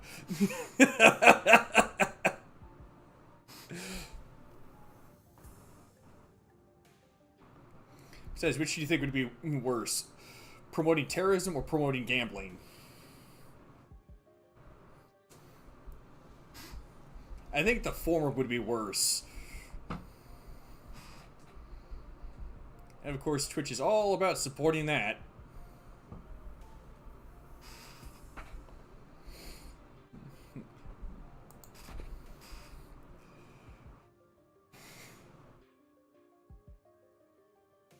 You mean XQC? What do you mean Dan Clancy? Alright. Well, free to lurk. As he's saying, the battlefield is not a fun game. You're probably right, actually. I noticed too. At some point during our battle, those monsters realized that it's the manager who's commanding the rest of us. Since the very same. Their movements were fluid and adaptive, as though they were learning our behavior. Why does the Church of the Deep worship monsters like them? Not much of a question, isn't it? You must have all gone mental. Maybe desperation. I'm sure they have many reasons, but seaboards are beings of infinite potential, so much so that there's no superlative big enough to properly convey the scale. As organisms, they can endlessly evolve and adapt. Every time they encounter a new environment or a new element, they transform themselves and other seaborns. Maybe that's their draw. Fascination may be an attitude most befitting a researcher. The transformation of fascination into idolatry is, if I may be frank, not entirely positive. I find them pretty uncomfortable. They just remind me of whales. Yeah, I bet. Then can they adapt to learn a language to communicate with us? What? Going by everything we heard, I think they sound really smart. Mayor's eyes went round at Hong Lu's suggestion. She brought her hands to her mouth, surprised. It sure was something. I heard that there was a seaborn who could talk. If non-humans speak the language of humans, regardless of its testament to their intelligence, I can only think of two possibilities as to why they would. One, to communicate with humans. The other, to deceive humans. Like with the demons in Frigid. More often than not, it's the latter. What about distortions? Some of them already know how to speak. Distortions are phenomena in which humans transform into monstrous forms, first observed after the White Nights and Dark Days incident. Therefore, that example is irrelevant to Otis's supposition. White Nights and Dark Days? She whispered quietly, but as we were standing rather close to her, we all caught on to the hint of joy in her voice. The pillar of light in the city, did it really... How have you come across this knowledge, Miss Mayers? Oh, that's... Man, obvious! We got the culprit right here! The storyteller lass who's been gabbing on with no end. Yeah, she's been talking non-stop all morning about all kinds of stories, hasn't she? Oh, yet I have not gotten that far. You again? You didn't get so lost in your own stories that you blabbed all about a company's secrets, have you? Nay, fie! I would simply not! As Don Quixote was subject to yet another round of scolding, Amiya stared out toward the sea, worried that sea terrors might start crawling to the surface once again, before turning toward us. Well, I had to get the feeling the story is going to be a big mind screw.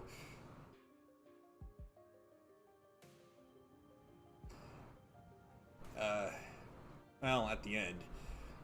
I wonder which of the two the Seaborns are. Their sense of self is really faint, so I don't think they'd be in either category. I don't think it's possible that they learned human language out of instinct that the power of speech might help them survive. It appears that you, Miss Mears, are quite the expert on the subject of seaboards. Your knowledge of them goes beyond what fearful one sorrow may yield, thereby suggesting different means of acquisition. Do you by chance worship the Seaborns? I don't worship Seaborns. Seaborns don't have any hopes or wishes, just desire for survival. Miss Mayers, does that mean if Seaborns were somewhere able to hope? Maybe so. Is that so? Repairs are complete. As we were conversing, Faust descended from the ship with a neatly organized set of tools borrowed from the village. Repairs completed. I'm guessing repairs are done? Yes, the ship is ready to set sail. Did you have a departure time and date in mind? I'd prefer if we could depart as soon as possible. We don't have a set time or anything, but I think we should be able to set sail this late afternoon at the earliest. That soon? As you've seen, we don't have a lot to bring with us. By the way, how far out to sea do you think do you guys need to go? We need to find this dimensional door of sorts. I can see the dimensional door's light from the beach at night. It was faint, but given how the light's strong enough to break through the sea fog, we should be able to determine its location somewhere around the coastal waters. So we can go back. So we can go back tonight. The first order of business is to relay this news to the villagers. Yeah, back to the village. Yeah, back to the village for now.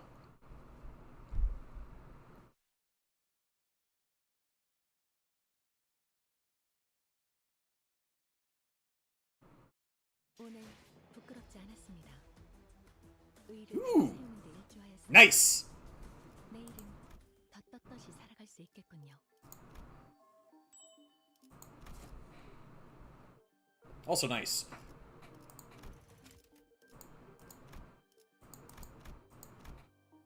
Maybe not that many. Okay, I don't need it quite yet.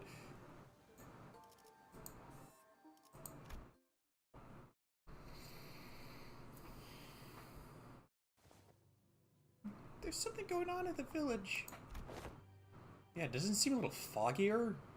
Yeah, I hear it too. I'm hearing people shouting and hollering. When we returned to the village, ship repairs completed, we were welcomed by a rather hostile standoff. Count told me that there were approximately 20 people assembled at the village square. Considering its population, that was pretty much the whole village. Who's that over there?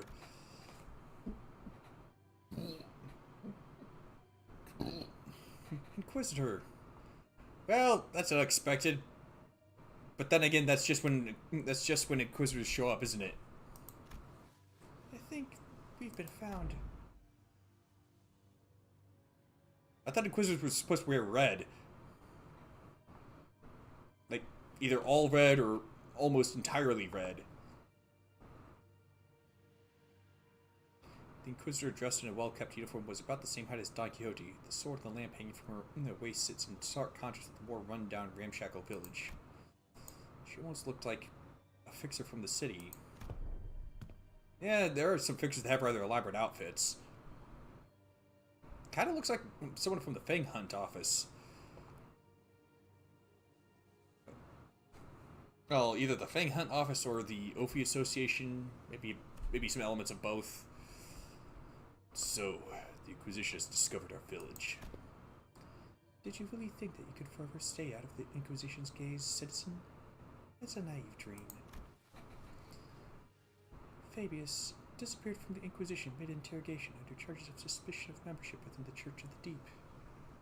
Yeah, Fabius, you do end up fighting him. And I think he is with the Church of the Deep.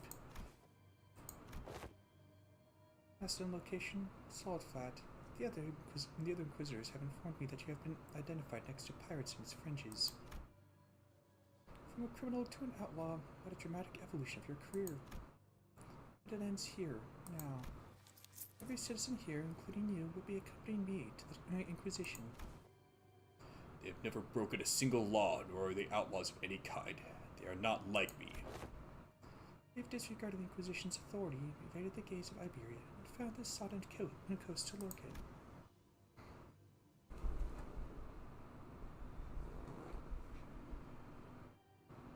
What's with her eyes? 'Cause that bit of red doesn't seem to be her pupil.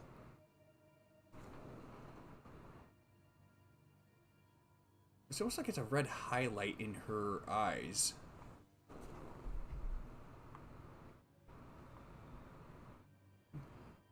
Tell me I'm not supposed to find that suspicious.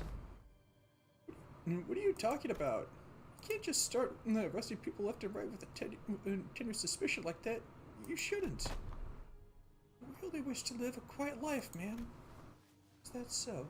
You might find yourself returning to this village one day, as long as you're telling you the truth. Which is not an option for you, Fabius. Mayors, was Chief really a pirate? Well, yeah, but as far as I know, he's been out of the game for a while. And even when he ran with the pirates, all he ever did was share fin beast jerky to villagers. Or carry age unions between them. Even if you're telling the truth, Mayors, I doubt the Inquisition will be lenient. Well, what now? I have but one question to ask. That Inquisitor, is she following the proper legal procedures? I don't know much about the laws of Iberia, but Dr. Kultz told us that the words of Inquisitors were pretty much the law here. It's likely that she's following the proper legal procedures. The procedures are precisely what the villagers have fled from, after all. Then it is decided. I just quietly dragged me to the side and whispered outside Mayor's earshot. The sinners who were right next to me seemed to have picked it up, though. Executive Manager, we best immediately return. Oh my gosh, another freaking bot.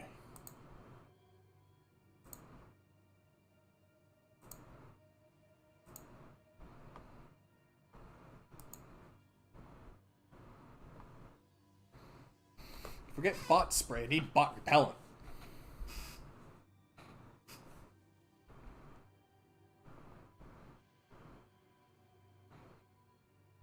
Best immediately return to the ship, take command of it, and sail out on our own. It is unwise to involve ourselves in this conflict. What? Yes, I suggest we just let him arrest the villagers. Did you hear what the Inquisitor said? It seems quite cut and dry to me. If this is just standard procedure with no local laws broken, we are in no place to involve ourselves. Best hope is to take the ship before they impound that too. We can't do that, even if it is standard procedure. Even if they're working within the law, it's not. You stayed up to hear Mayor's story too, didn't you? You know, the Anticorp Inquisitors were working within the law too when they came for the village. That was standard procedure too. If anyone had stepped in, then I know what you want and what you went through. I know what you went through, but I'd still rather not take a risk in an unfamiliar environment like this. I'll try my best to figure out how to sail that ship. If I cannot, then I have faith in Ishmael to quickly learn his controls. I can't say you're wrong, but I don't know. Neither you nor I know anything about the ocean currents here, Otis. We can get the ship going, but I can't guarantee that we'll reach the dimensional door without any trouble. Do you know anything about the sea currents in this region? Not much, but I know the coastal sea somewhat. And you can't fight the Inquisitors directly here in Iberia. Fleeing with the ship might be the better option. What should we do, Dante? Yeah, I guess it's kind of awkward for us to just take the ship and go, huh? How about we try to talk to the Inquisitor then? I think we should at least try to hear them out first, them being the Inquisitor and the Chief both. If the discussion goes well, we might even be able to get the Inquisition's support. Like Mr. Hoglu said, we should hear them out first, then try to convince them. I agreed with them both. First, let's at least see what the Inquisitor has to say. Rabbit's right, she says. Are you certain that translation was accurate, Sinclair? Right, there's no way Voyage would choose anything other than violence, right? Idiots, it's because the other options are pointless. Inquisitor's seen us. We're already under suspicion. She'll doubtless try to stop us if we flee now. So talk first, lower her guard, then attack. Pretty sure that's not what Amiya meant. Well, if she's already onto us, then we shouldn't give her any excuse to attack us by running away. I was wondering what you were doing here, looking at the background. clock-shaped head? Are you from the Colombian Union? They're wearing a clock for a head due to reasons, but they have nothing to do with the Colombian Union. What's the Colombian Union? Tick-tock. What?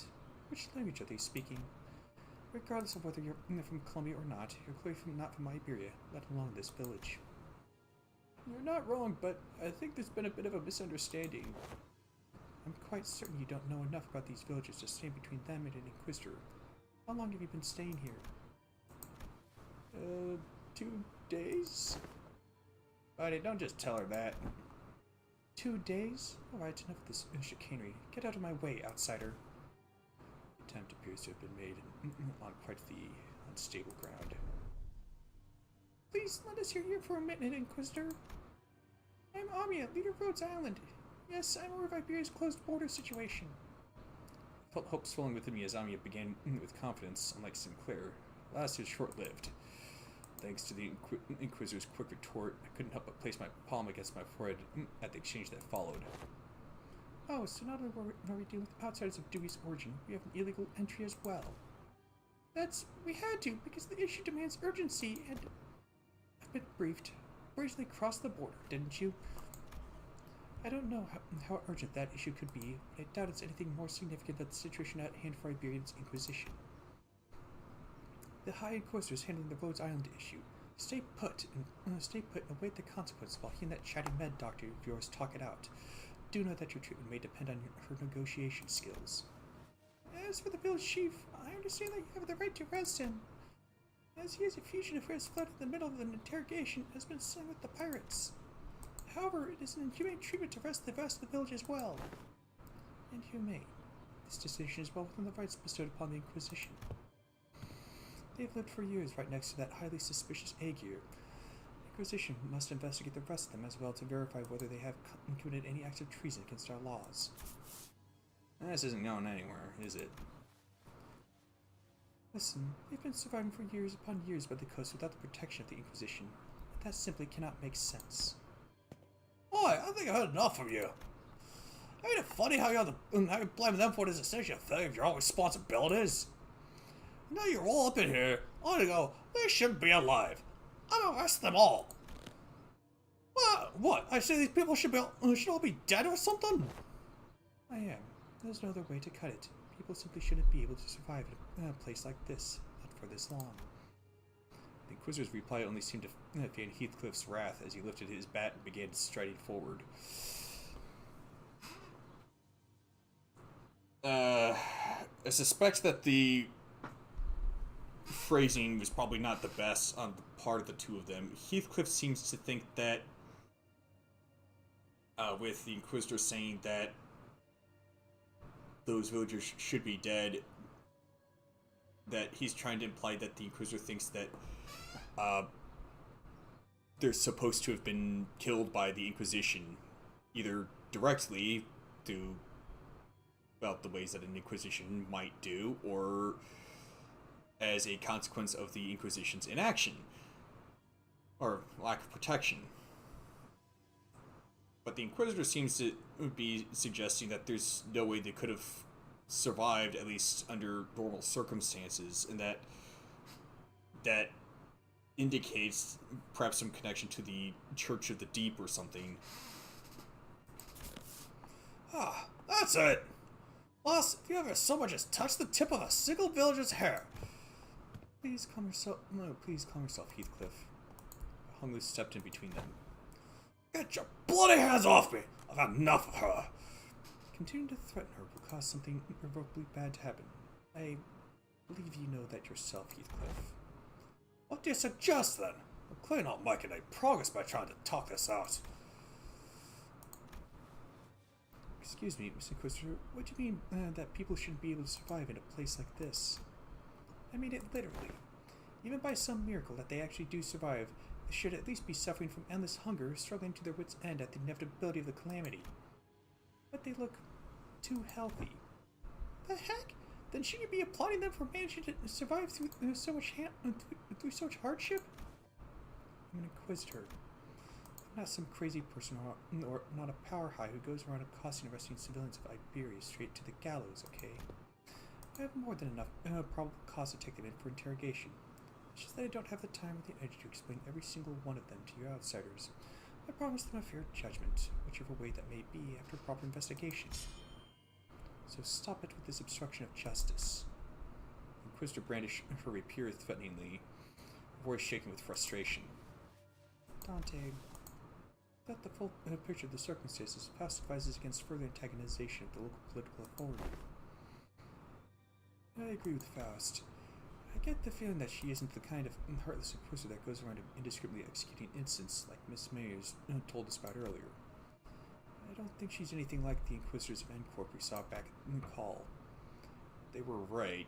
We didn't have the full picture of the circumstances. Getting in the way of an Inquisitor who is clearly a rather significant political entity in the area was most likely a bad idea.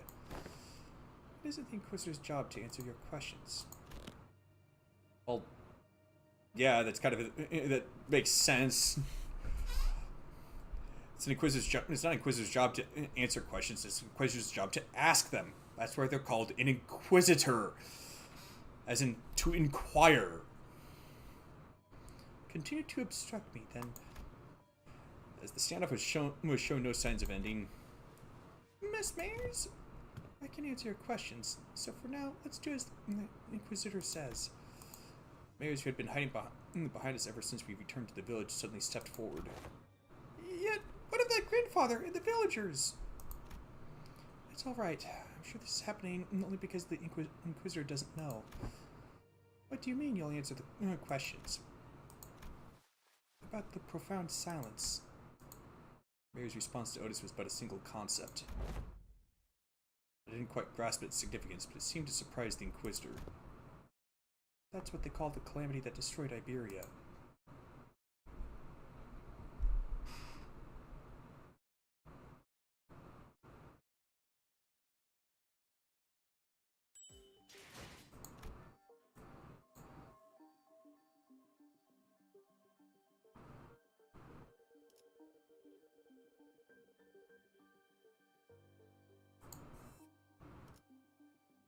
Ooh, 50. Sea Terror sample, okay.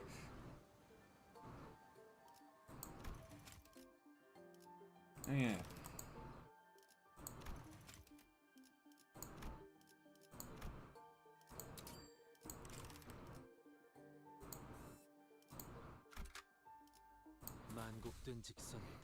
How tough could this be?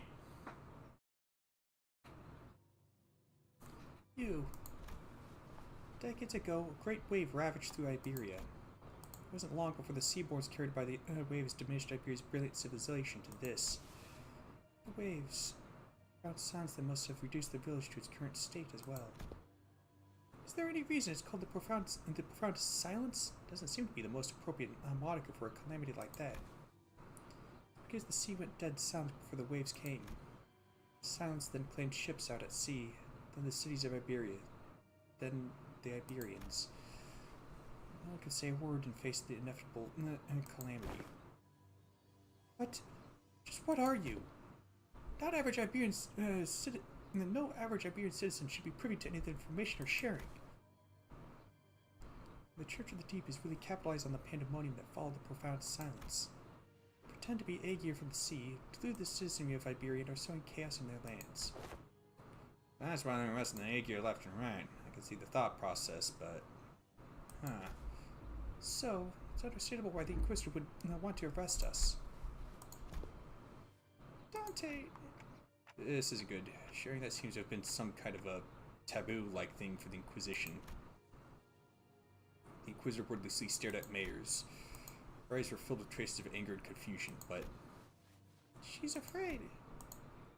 There was fear in the face of a threat. Not the fear of the terrified, no. It's the fear of someone who's suddenly confronted with something they must destroy. The High Inquisitor once told me that, should I come across an Aegir who knows too much, there's a sliver of a chance that they may be of assistance to Iberia. Cease! Thou art threatening the innocent with thy brandishing of the firearm! Most are seduced by the allure of the sea. Thus they are, little doubt, our foes. I've got a bad feeling about this. Get out of my way, outsider! Final warning! Run! quick on the uptick as always, Rhodia slung mares over her shoulder and ran past the villagers.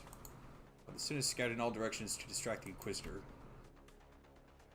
The Inquisitor draws her firearm. And in the midst of all that action, Don Quixote rushed toward the Inquisitor without a moment's hesitation. Don Quixote! Thou shalt go no further! I, a fixture of justice, shake to abide by as thou persecute them. Forsooth, 'tis a battle delayed, not avoided. This clash is inevitable. In the moment of crisis, seconds before this could irrevocably make us a new enemy. Monitor?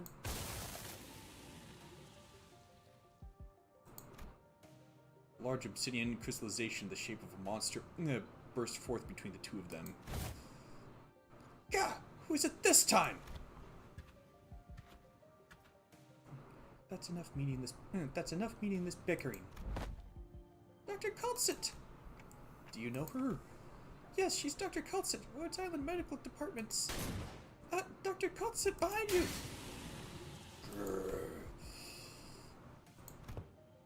Shoot first, talk later, is it? The negotiations are over. From this moment onward, Rhodes Island is now operating within legal capacity in Iberian territory under the Inquisition's authorization.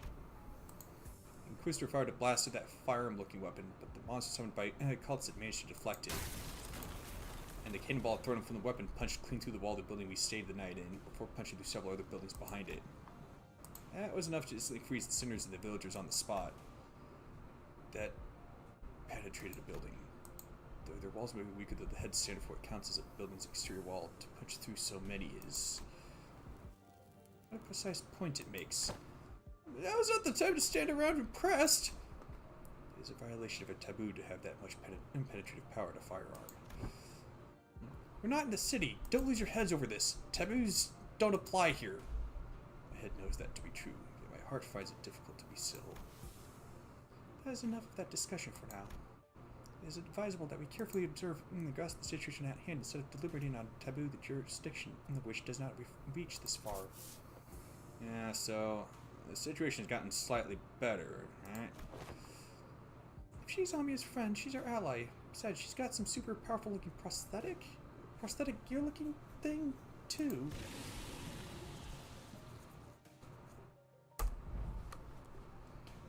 Is that what you think? I apologize for the disappointment, but I am not on anyone's side. In other words, your particular denomination, ally, might not be entirely correct. Oh, see some of the growths right there on her. However, if I must define my allegiance, then let me inform you that the closest label would be that I'm Inquisitor Irene's ally. Dr. Culsett. Amiya, outsiders. As much as you would like to deny it, the Inquisitor's suspicions are true. While it can be said that the process by which she reached that conclusion was unfair, the conclusion itself is, without a doubt, correct. So they're actually connected to the Church of the Deep? That is one way to put it. To be more precise, they aren't connected to the Church of the Deep. They are the Church of the Deep. Perhaps the village itself is a dilapidated church of their congregation. Our village? A church? Just look at our buildings. Where we even congregate? Your thoughts, Faust? There are not many resources by which we may analyze the decision. However, the fact that Amiya's colleague has made the same argument as the Inquisitor brings the accused's defense into question. Yet I can hardly believe that young Mayers is lying to us. She probably kept around for plausible deniability. Hold on, you've been shouting the pledge with that Inquisition or whatever. How I know you weren't aligned with them the whole time? I see you really are all entirely in the dark. Unexpected outcome given that all of you may be from a place far beyond the dimensional door. As fortune should have it, there is no need for you to know it anyway. Truth is truth unchanging, without the acceptance from the errant group of outsiders.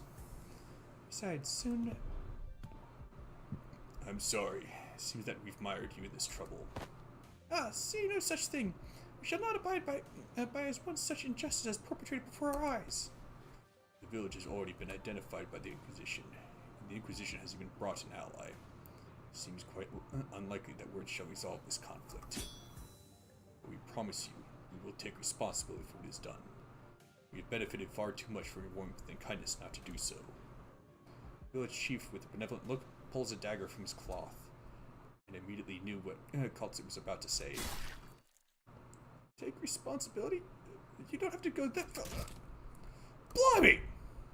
We are now departing for the sea. As we cannot bring ourselves to leave you here, I must ask you to join us for this journey. Become our bloodkin. What are you doing? Stop! Unanticipated, or perhaps I was simply in denial of this rising dread, ambush did not end there. Damn it, the Inquisition was right?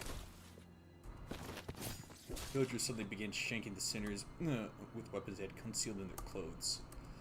It seemed that they were coming for me as well. Amiya, on your left! Amiya materialized a black wing-like apparition, parrying away the dagger flying in my direction. But another villager rushed in, taking advantage of the opening. Charging villagers back made a visceral crunching noise. Someone flung them away. Didn't mean to be this late. Scotty, let me catch you up to speed. I know the situation. This fishy smell was what I went to investigate earlier. What about the sinners? Like Ami and I, who managed to survive the initial ambush, the sinners weren't doing so well. At least we had a silver lining that the Inquisition and Kaltz's quick understanding of the situation and the subsequent retaliation led the villagers away from the sinners. How? I didn't notice any hostility or aggression.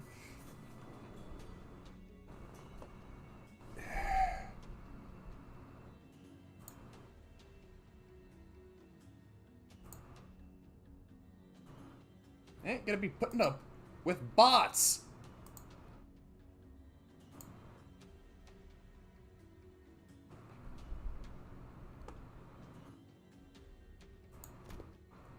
An odd thing to say. Why would we hold any animosity against you? Why would we intend to kill you? We're not trying to hurt you.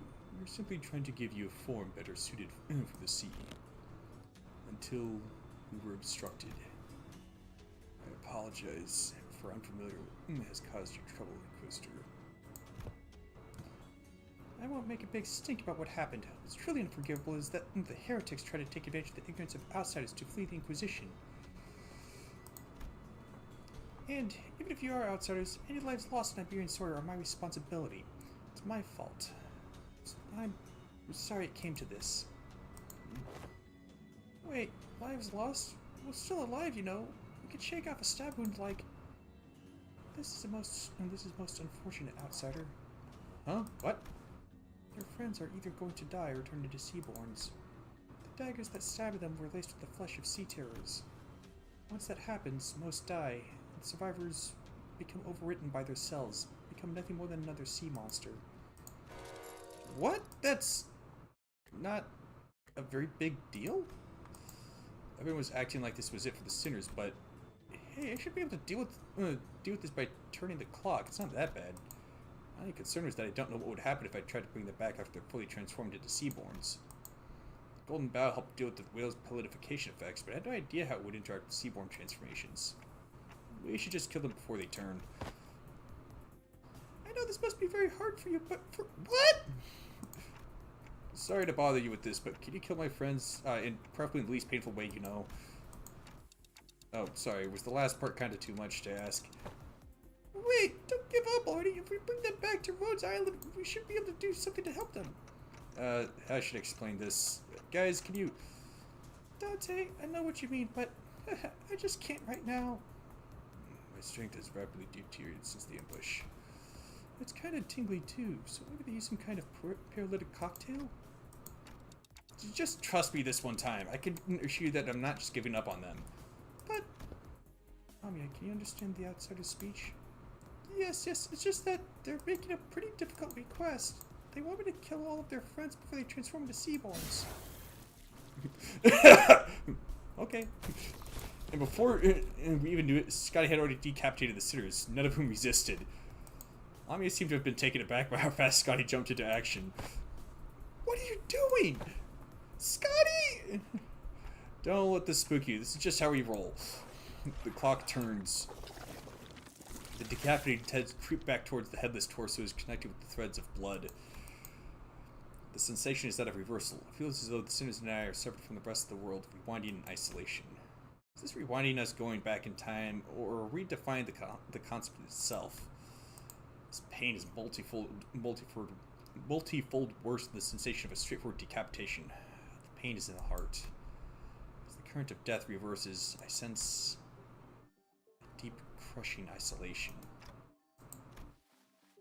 Their wounds are disappearing! Resurrection. Metempsychosis or time reversal? Puzzling. I have no knowledge with which to interpret this technology. The cost seems to be that the pain is transferred to one who rewinds. That seems too small a price for such great power. The discussion of whether this can be categorized as power should be explored later. I couldn't stop shaking. All of my limbs were trembling from the icy solitude. Still, I took a moment to collect myself and ordered the sinners. I don't know just what they were thinking, but we should be able to find out once we take them down. You dare deceive the executive manager and try to take their life? Prepare thyself, for thou shalt now pay the price for making a mockery of justice. Yeah, we can't just let this slide, you know. Unfortunate. I had high hopes that all of you would become fine bloodkins.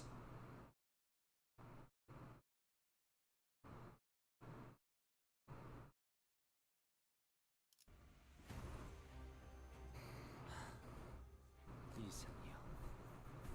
행색이 이상하나 그럼에도 이상이요. 내가 맞서. 내가 아시의 이상을 함께 줬던 호위 이상이요. Looks like it's just the one... just all these enemies. How much health does he have? 182. Well, that's a far cry from what he had when I went up against him in the mirror dungeon.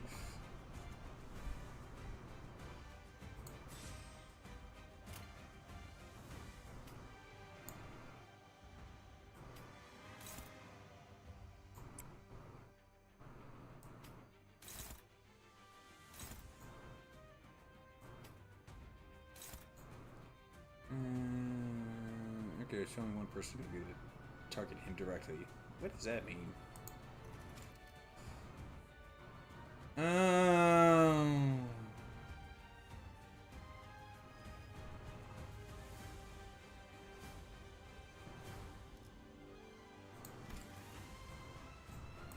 That's right. I remember that effect now.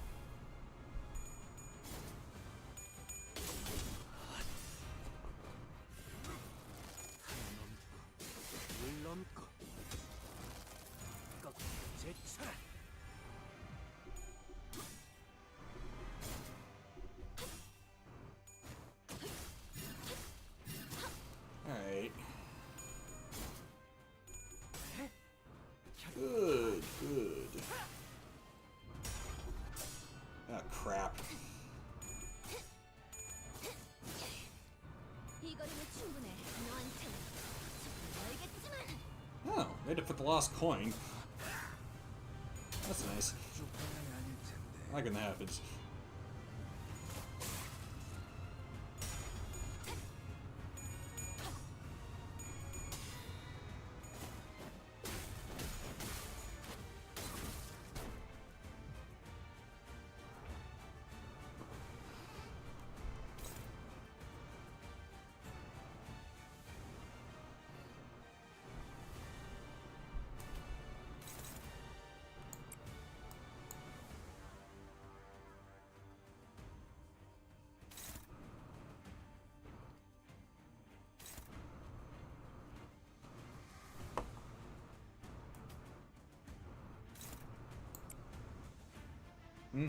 The heck? Oh. Okay, I guess that would do it.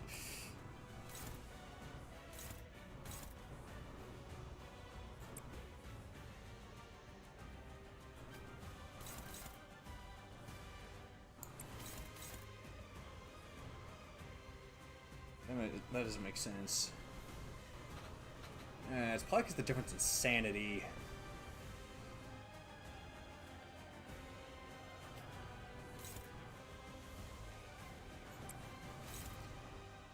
Man, it'd be really nice if I had a good, proper sinking team. But I don't.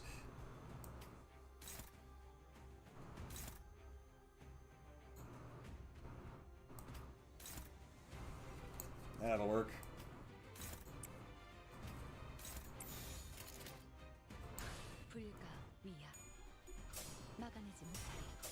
Oh, come on! Seriously?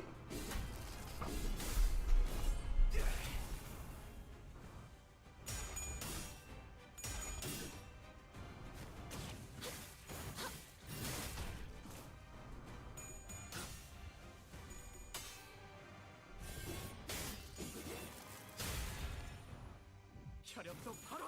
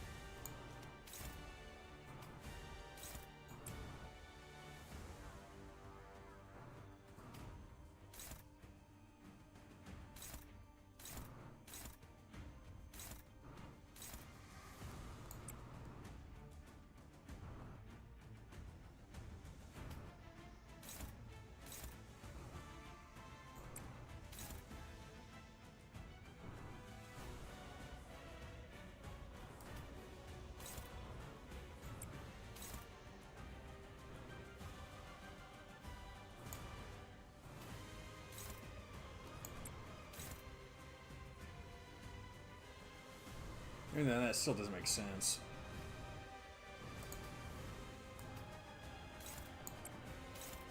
That's more like it.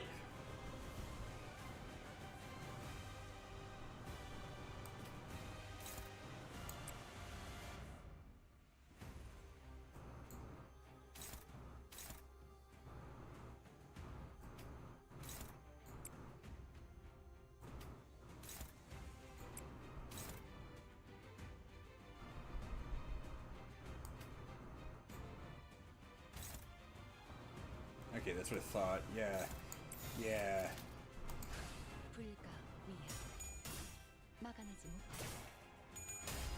I don't think so.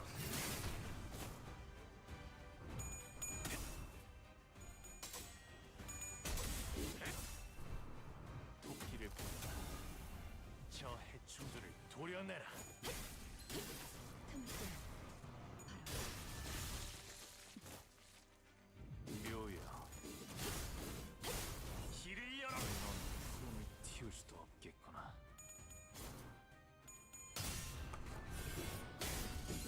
pretty sure they put Hong Lu into the black for his sanity. Or I guess the blue in this case. After all, this is sanity we're talking about, not finances.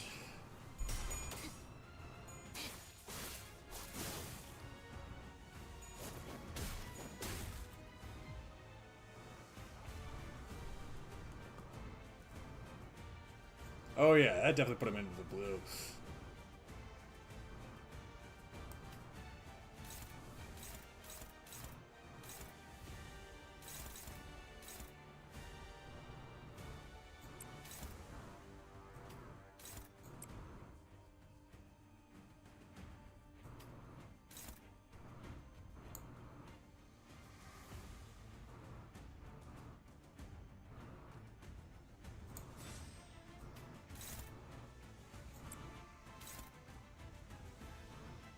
Oh, shoot.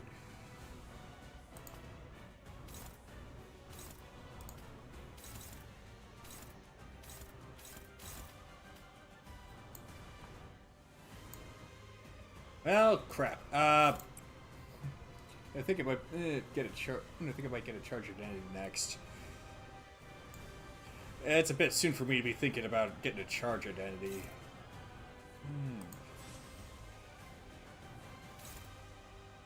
That'll work.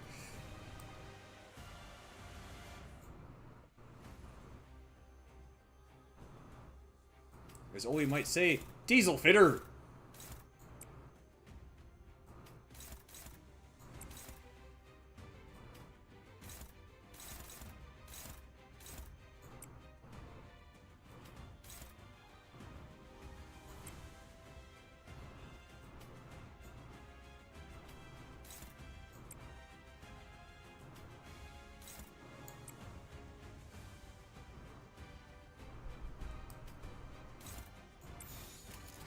불가 위야 막아내지 못하리.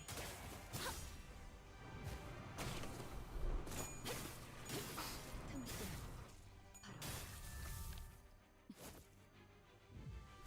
바로 넌 푸름을 틔울 수도 없겠구나.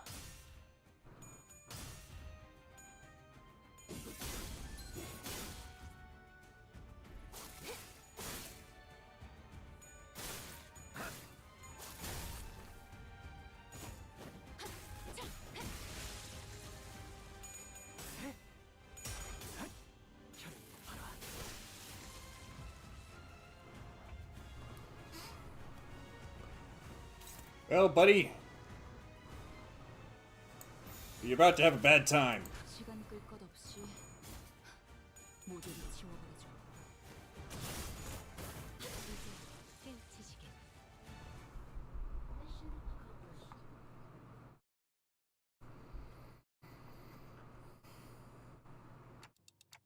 Wait, I think they're heading to... He's running himself into a dead end. Are they seeking refuge at sea? Wait, that's where the ship is. That's where they're headed. They're trying to board the vessel, on the vessel Mossus. Wait, but we never told them that the ship was repaired, so how... It's obvious. Whole village is in on it. Ain't surprised that they'd send someone to spy on us. Or they know a way to get the ship floating even in its broken state. Vessel Mossus? Vessel Rebellion Delos Mossus. The ship is boarded a port in that direction. Wait, it can't be!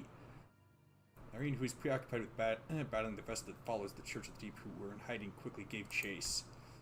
Fabius and the villagers were already aboard the repaired ship, slowly departing the harbor with a horde of seafarers between us and them.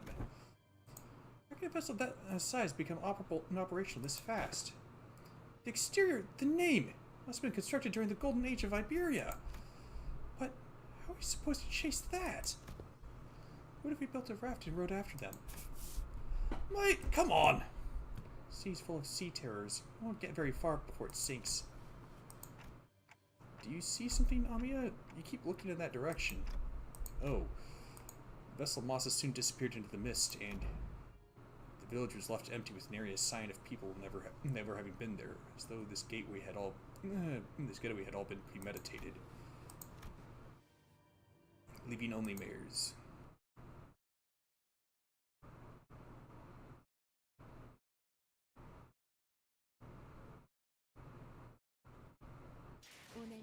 부끄럽지 않았습니다. 의의를 바로 세우는 데 일조하였으니 내일은 더 떳떳이 살아갈 수 있겠군요.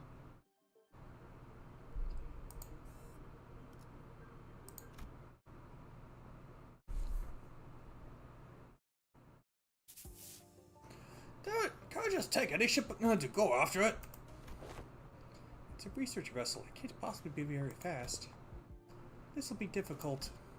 But if it is a research vessel, I'm sure it was constructed during the golden age of Iberia. No average ship can keep up with it. Which is a problem because I doubt we have any ship that can travel at the same speed. We only have a few small vessels left, which are all anchored too far from this location to be feasible options. Do we have any recourse? No, not unless we can identify the exact location of the vessel. Which is the real problem. We can find ourselves a ship to go after them, yes, but most eyes of Iberia, the lighthouses, were lost during the profound silence. Wait, when you say most, do you mean there's some left? Just one, as far as I know, the one in Grand Faro, but that lighthouse cannot be used at this moment. There's another. There's a lighthouse you can use. Really? Are you really going to give one of the villagers the benefit of the doubt? Yet young Scotty hath already confirmed her to be safe. All I confirmed is whether she's a seaborn or not. Can't know if she's a cultist. 'Tis true, yet... Once we saw that Mayors was left all on her own, we decided to have her accompany us at all times and keep her within Irene's eye shot. We couldn't possibly blame her for what happened, given Scotty's confirmation that she doesn't have anything to do with those sea monsters. Besides, they'd all left her behind. But Irene still seemed to harbor a bit of suspicion. The problem with the Aegir is that she simply knows too much. How could she possibly have gained access to all that information? See, she can't even answer that question. But let's think about it this way. What if we were to ask her what we don't know? The location of that lighthouse, for example. They're ticking rapidly. What do they say? Dante says that we should approach it differently and ask her what we don't know, like the location of the lighthouse. That seems like a reasonable suggestion to me. Or does the Inquisition have an alternate solution to this conundrum? No, but... Fine, let's hear it. I want to interrogate you about how you have access to things that even us Inquisitors don't know. At least not right now. Ferro Muerto, Dead Lighthouse. That's our village name. Somewhere a little ways off from the coastline, there's an intact Eye of Iberia on the sea. It was almost destroyed when the profound silence swept through. Off the coastline? Is it not connected to the land?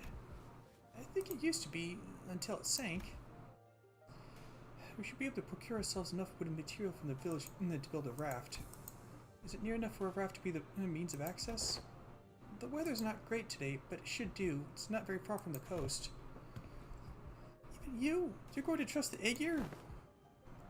I don't see why I shouldn't. I understand the Iberian, but mistrust of the Aegir is quite profound, yet such sentiment is hollow to the rest of us. Inquisitor Irene, what did you feel when you saw the Rhodes Island operator? If you're talking about the Cautus, nothing in particular, other than slight annoyance when she accused me of being inhumane.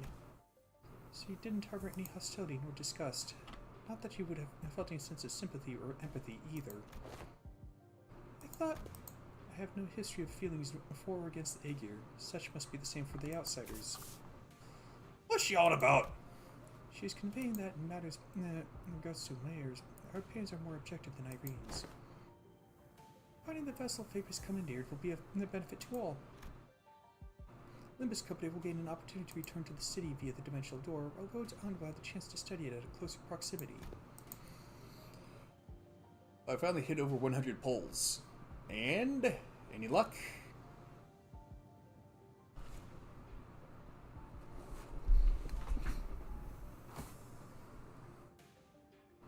Any at all? Bueller. Bueller. Bueller.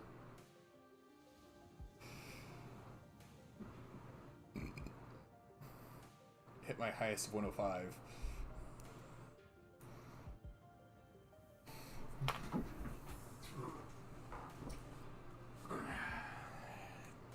I'm gonna go out on a limb and guess you had no luck.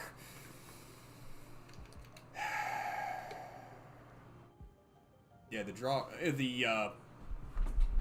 the rates for these event ego are even worse than the Valpurgis Noct identities in ego.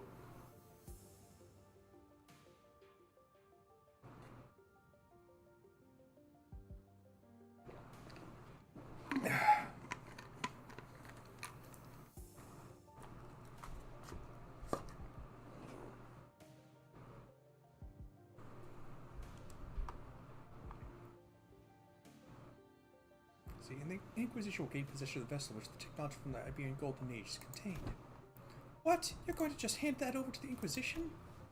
Why should we covet what was once Iberia's? Well, there certainly are aspects to that vessel that draw interest. I already have a state-of-the-art masterpiece known as Mephistopheles. Got 4 new IDs, though. Nice. And 1 new ego. Ooh. As long as that can be guaranteed, I see no reason to refuse. Irene eventually agreed to put her trust in Mayors. You're in luck, Executive Manager. It's quite fortunate that our interests aligned exactly with that of the first strangers we encountered in a strange land. Lucky is right. Imagine if we were back at the city. It would have taken them like 3-4 free distortion hunts for us to come to this agreement. Sorry about having to settle with this, Mayors. Please lead us to the lighthouse. Okay, happily. So when you said almost destroyed, how almost destroyed is it? I heard that the light faded from the lighthouse a long time ago, but the shape still stands. At least it was when I saw it a few months ago. A dawn ego? The light here is in an inoperable state. We're going to need an expert technician to get it back in working order. The technology is based on its completely divorced from the popular application of Rigium technology, so I doubt there's anyone out there who can work it anymore. Then you needn't worry about that. Here we have an engineer and a researcher who are geniuses even among those in the city, so we should be able to manage most mechanical failures. Today is just revelation after revelation, huh? I can vouch for the Limbus company's skills. I can also work on the simpler tasks. I've learned a thing or two helping out Gramps. Stuff about the lighthouse or various tech stuff. Well, then we should all head to the lighthouse together? No, I'll be leaving the group for a moment. I'll be able to accompany you instead. What? After all that, you're just going off on your own? Yes, to join the Doctor. It is imperative for the successful execution of this mission. Of course, that hinges on Amiya and Scotty remaining behind here to assist the rest of you. Thus, I'll leave it to the rest of you to take the Eye of Iberia, the lighthouse, back. Wait. What do you mean, take back the lighthouse? Is there someone or something out there that's taken over the lighthouse called the Eye of Iberia? Likely supposition. Amiya, what did the manager of Limbus Company say? They're asking if the lighthouse has been taken over by something. Not a bad intuition. Yes, there's a high likelihood that the structure has already been overrun by sea terrors. I don't know about overrun, but I've encountered them a few times where you approach it too closely. Normally this is hardly enough personnel to attempt to raid on the lighthouse, but answer me this. Oops. Spice Bush, Knowledge Hunter Marisol, Third Capo,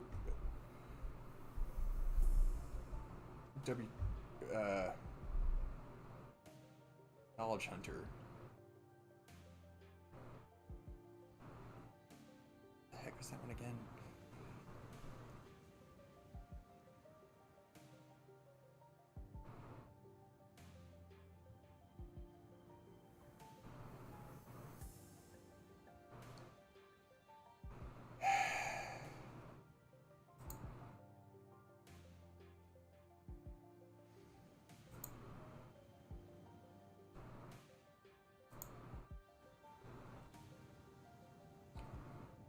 Oh, the DHC Association. Okay.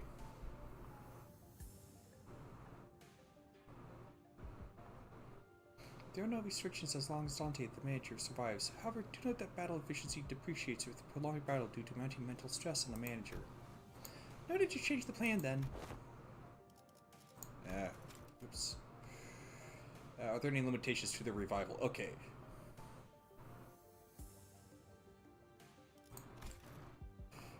use the communicator to alert me as soon as you're able to identify the coordinates of the vessel from the lighthouse. If luck would have it, we should be able to reduce the time it takes to complete the retrieval mission. Okay, as long as you're not taking everyone with you, it's just her who's leaving, then go ahead. I think we should be fine too.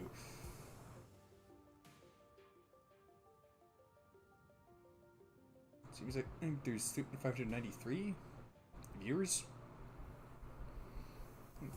Then let us commence mission Vessel Moss's retrieval. Why, tell us. Step one of the plans of the raft, right? Let's get on with it. Okay.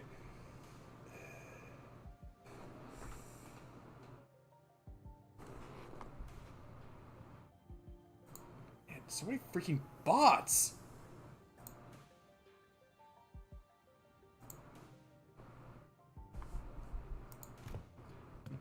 It's done. Let's go. What? Why are you looking at us like that? Is there something bothering you? Must you ask? Just look at how proactive and quick she is to jump to action. It certainly lives up to the image of an employee working for a larger corporation. Thanks, Otis, for that charitable view, I guess. Thanks to Scotty, we had already finished the first step of the plan. We were able to move on to step 2 immediately.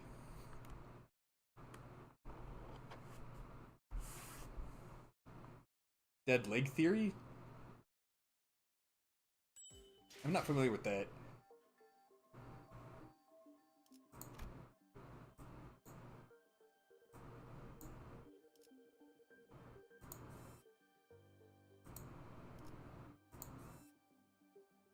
Okay, so yeah, you only get 10 the second time. Ah, that looks kind of familiar.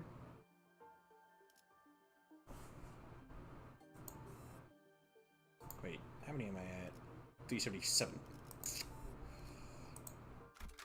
You have the dead internet theory, but with kick. Oh! Since you kick with your leg.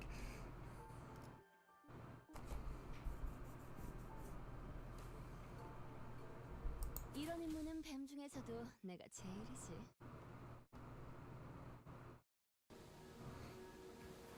Let's see. That kind of looks like the tower from Subnautica. After a while of carefully sailing in Scotty's raft along the coastal cliffs, a gargantuan shredded lighthouse emerged from the thick mist. I have Iberia! Even in its dilapidated ruined state, touches that are at once monumental and sensitive are apparent on the exterior construction of the lighthouse. Some even call these lighthouses guardians of Iberia. It retains the grandeur of the era as it was built during its golden age. You really know everything, don't you? It is as she said, but now these lighthouses are nothing but graveyards of countless inquisitors and soldiers of the penal battalion. No one who has attempted to retrieve a lighthouse has ever survived the expedition. Yeah.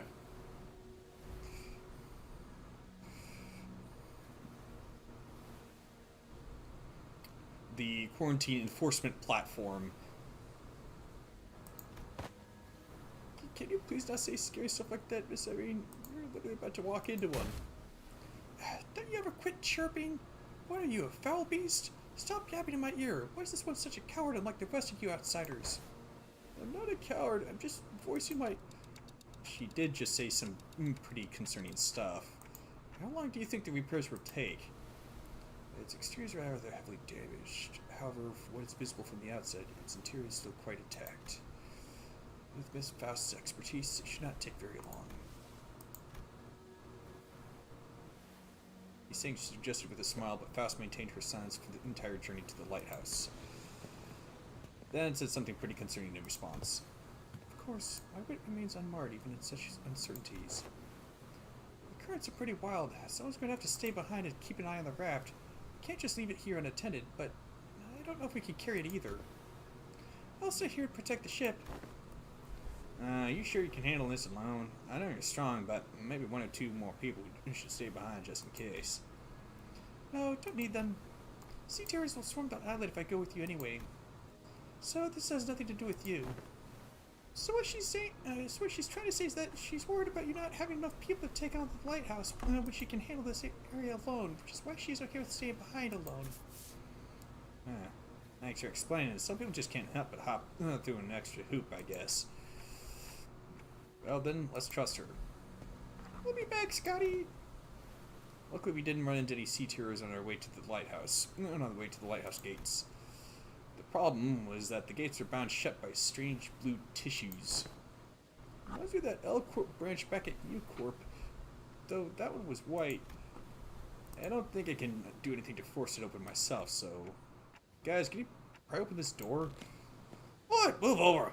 I'll pull from the right side, you grab from the left, and... We'll pull together at once. 1, 2, 3. 1, 2, 3. Huh? Something's off here.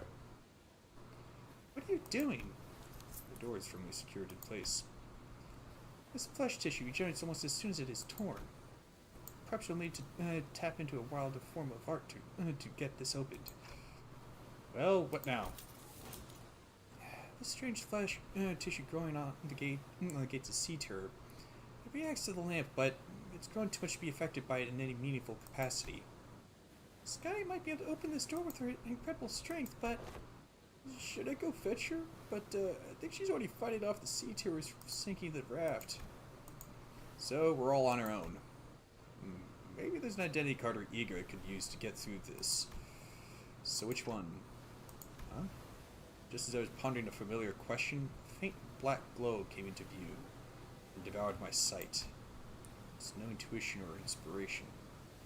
It's different from those sudden flashes of realization. And it's not the star of that day that I think of from time to time. It's not the horrible door that I see every time I turn the clock either. The formless and black space which I am not permitted to see. A faint noise. A whisper.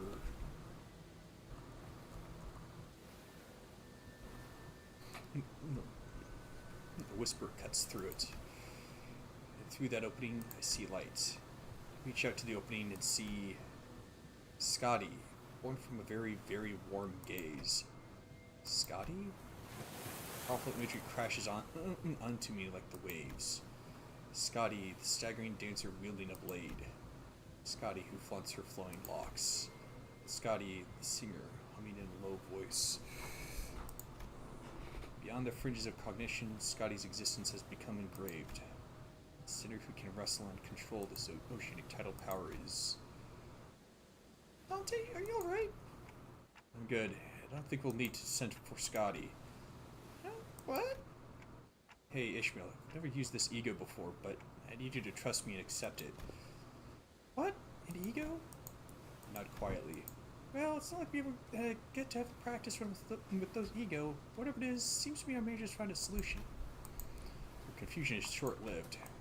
She lets out a carefree laughter before stepping forward, boldly twirling her mace once. I mean, what's the worst that could happen? Get corroded? 한눈 팔지 마세요. 내일은 당신에게 파도는 반드시 밀려올 테니. Anchors away!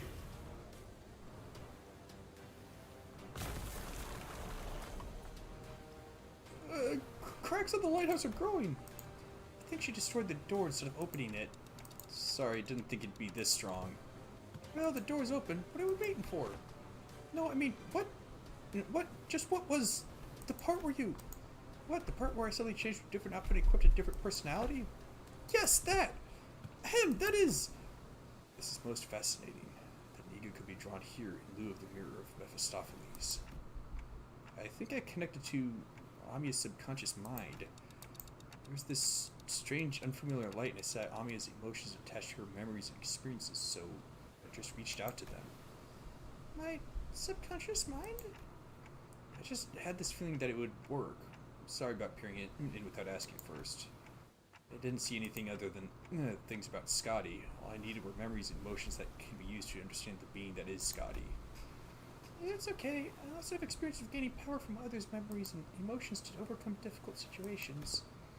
Maybe that's how you're able to draw something from me as well, Dante. is the most appropriate assumption, especially in a situation in which delving into its principles is impossible. So that's called ego? Verily! Of course, Limbus Company's ego is quite distinguished from the other kind of ego which are bloomed within oneself. That is enough. No further information is to be divulged to outsiders. Yet it matters not whether young Mayors and young Almia learn of this. I agree with that fool this time. The Inquisitor used an artillery projectile that penetrates the outer wall. Several of them, in fact, if a building in the head did not pursue her following that breach of taboo. This is clearly not the city. I had meant to let her talk her heart out than to hear her moan and whine about not being able to say anything. I am convinced. Do as you will, then. Faust's reply sounded almost sulking, but Don Quixote immediately began to expound upon ego into Irene and Mayors anyway.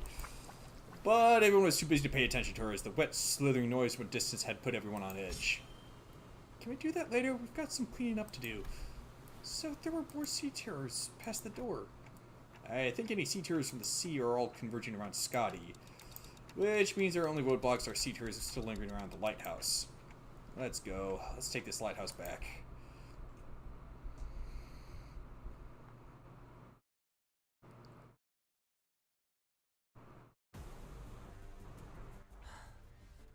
이상이요. 행색이 이상하나 그럼에도 이상이요. Oh, that thing. 내가 아시의 이상을 함께 줬던 호위 이상이요. Oh my gosh.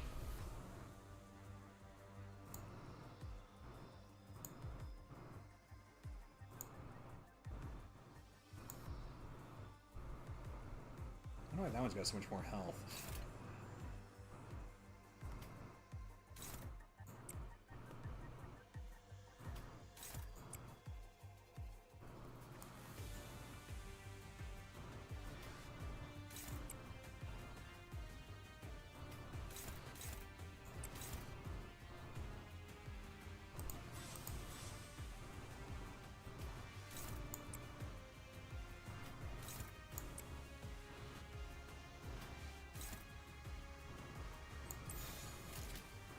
자, 어느 쪽일지 잘 생각해보라고.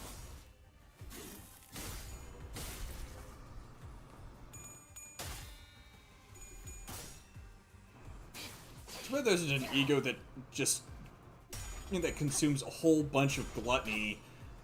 Well, there isn't an ego that I have that just consumes a whole bunch of gluttony resources and like one or two of other sin resources.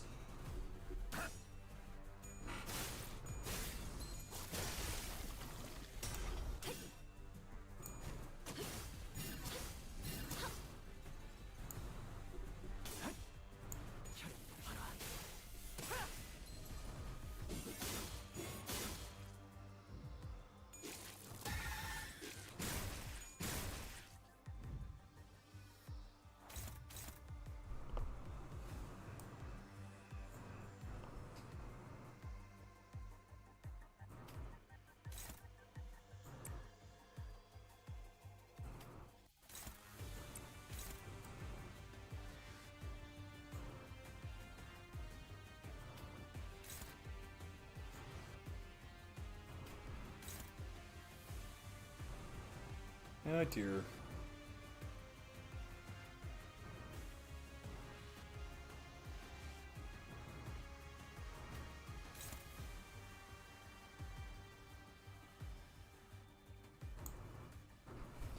Yeah, you thought it was a bad idea.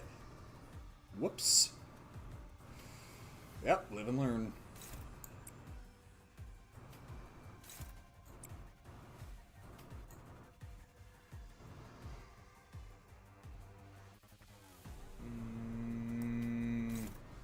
I think that should be enough to finish it off. 날개를 펼치고 시비수에게 발톱을 걸어.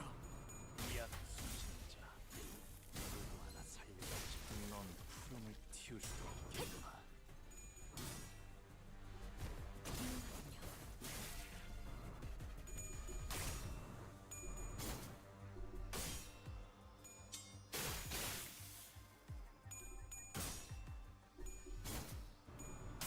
Oh, come on!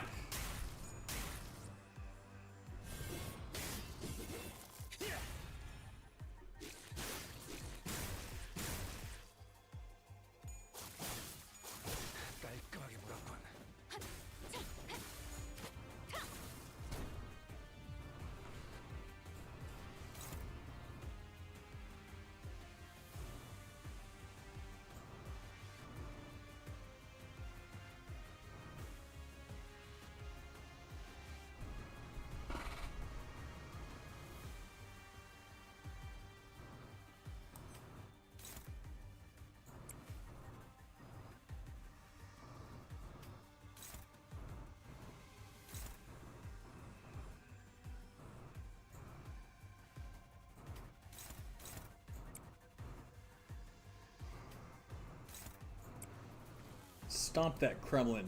That is, after all, how you take him down.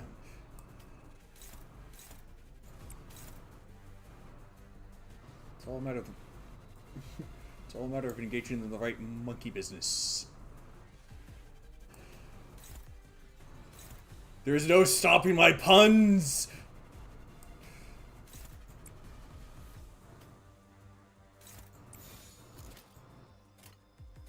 $25? 목을 콱 물어버리자고. 25 enemies. I gotta hack my way through that many. 도끼를 뽑아. 저 해충들을 도려내라. 틈새. 바로 묘야, 넌 튀울 수도 없겠구나.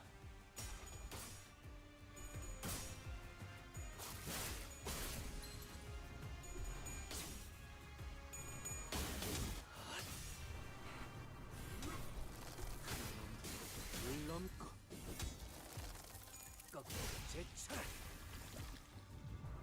Splatter that one. 무상한 목숨. 불끄덕 지원했군.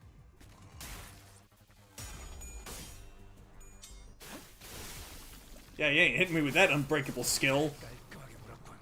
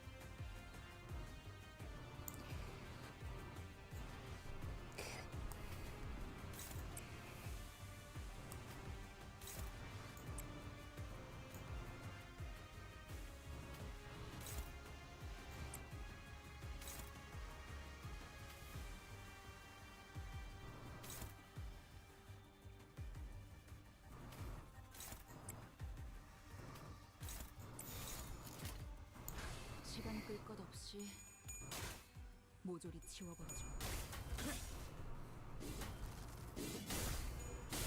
고작 이 정도 탕류에 허덕이다. 넌 Eh, these smaller fry will probably go down quick enough.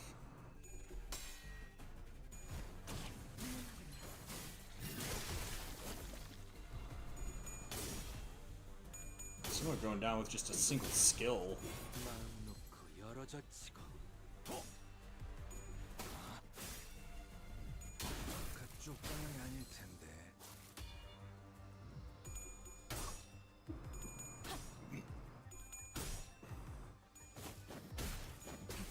허술하긴.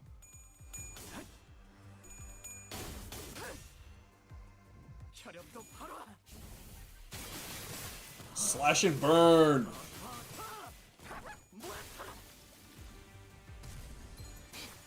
괜찮으셨네.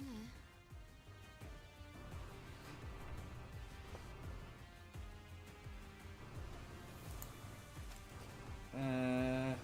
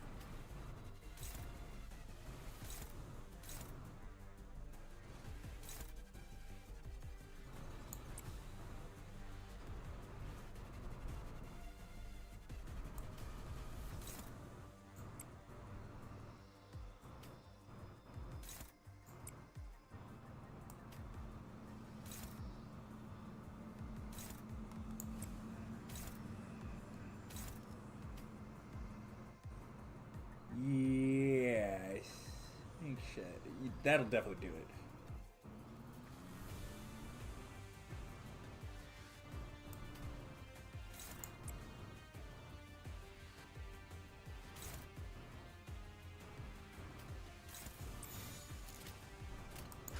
자, 어느 쪽일지 잘 생각해보라고.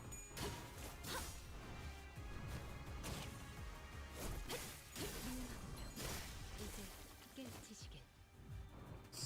Splatter that one.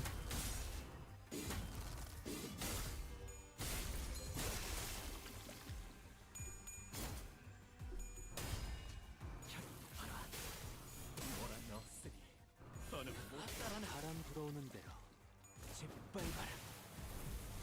이 거리면 충분해. 너한텐 좀 멀겠지만.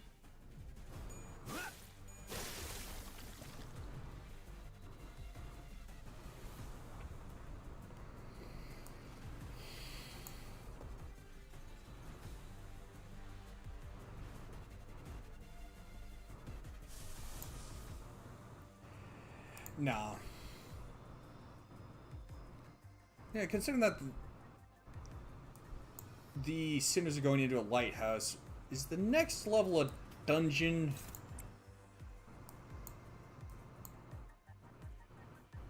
Nah, probably not.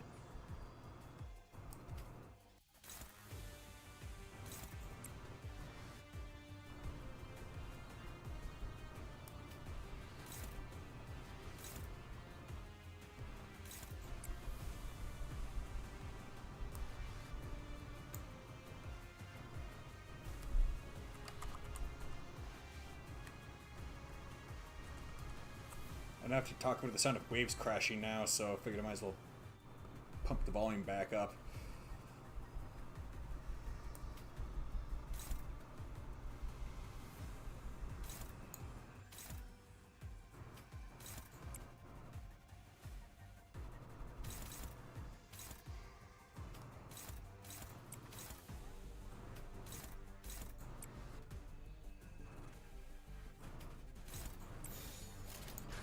불가 위야. 막아내지 못하여.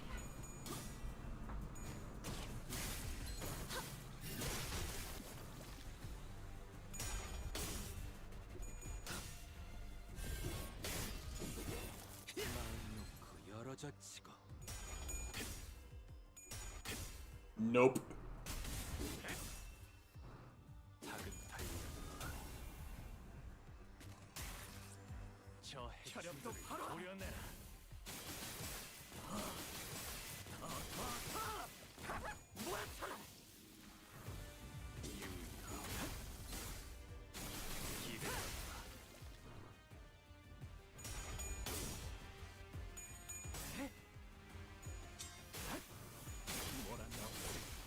너는 못 따라나.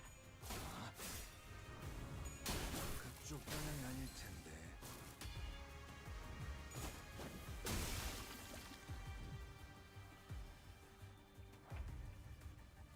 What the? I thought I attacked that thing!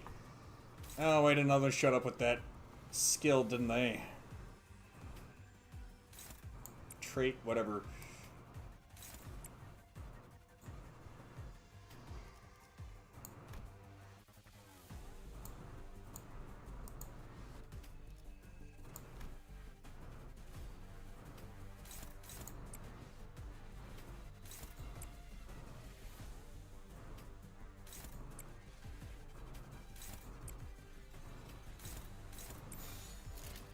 불가 위야. 막아내지 못하여. 넌 푸름을 틔울 수도 없겠구나. 죽었네. 이 거리면 충분해. 너한텐 좀 멀겠지만.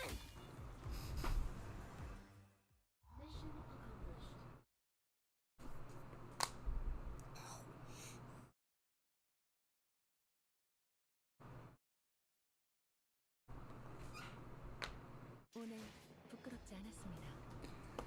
의를 바로 세우는 데 일조하였으니 내일은 더 떳떳이 살아갈 수 있겠군요.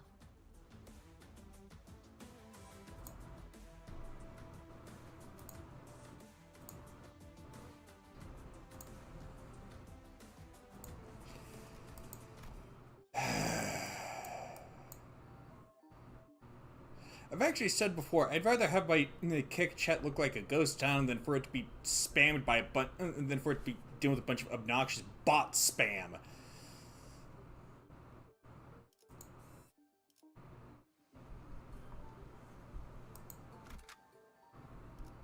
내 명을 들은 시비수 결집이다.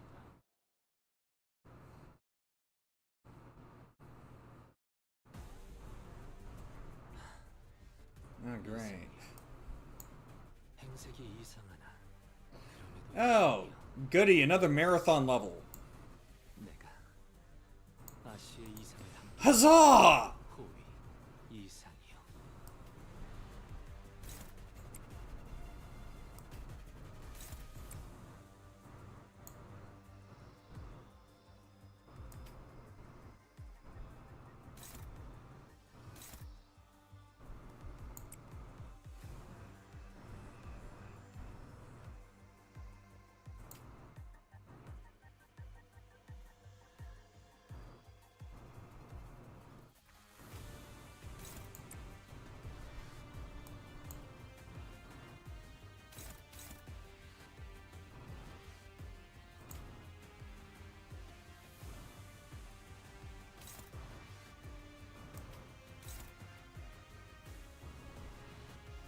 Oh, not fast enough.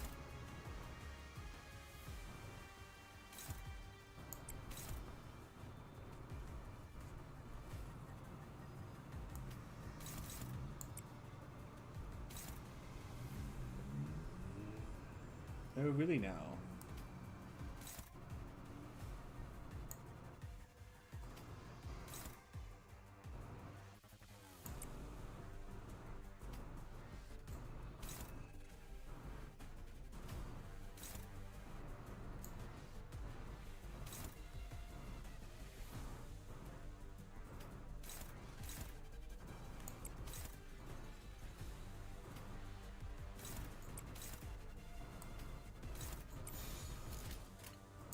자, 시비수에게 어쩌겠지. 잘 생각해보라고.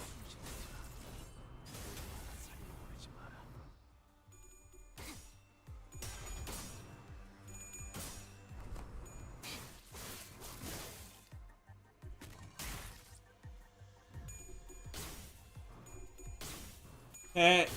I don't think so. 물 넘고 꺾고 제차.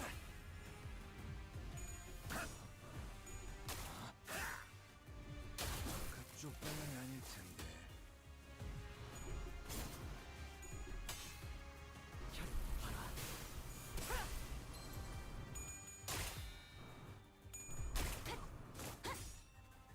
무상은 목숨. 불끈을 지원해보군. 훌륭하구나. Okay.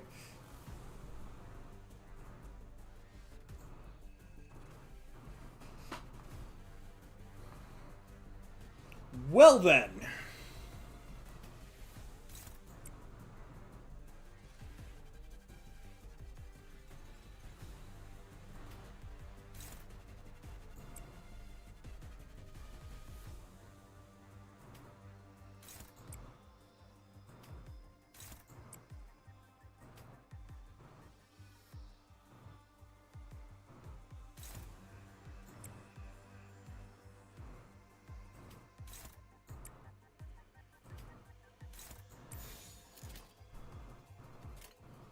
불가 위야. 마감했습니다. Might as well take the opportunity of a bunch of other ones being staggered to nuke this one down real quick.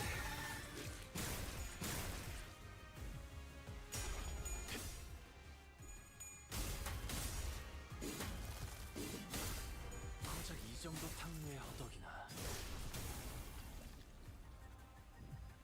이 거리면 충분해. 너한텐 조금 멀겠지만.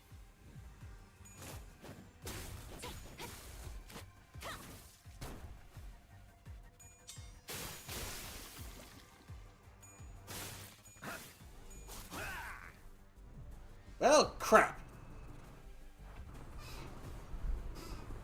Oh, I staggered it, though. That's good. Woo! Oh, wait. Better!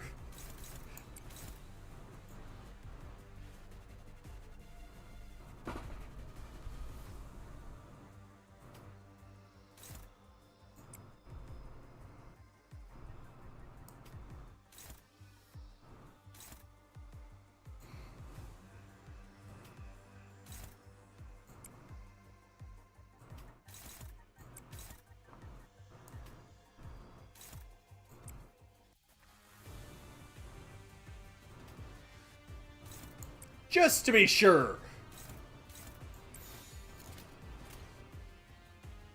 Oh, wait.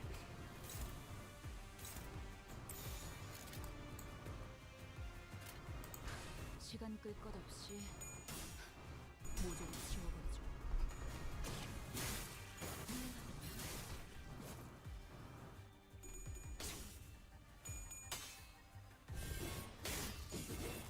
마음 놓고 열어젖히고 도끼를 뽑아.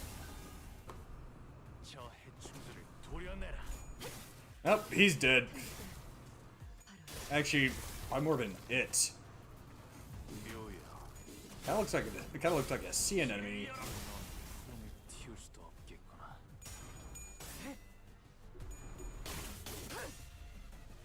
혈압도 바로.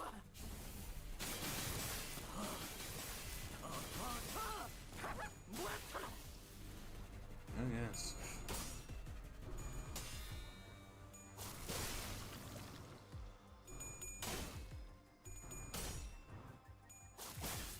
이런 예상 못했나 봐.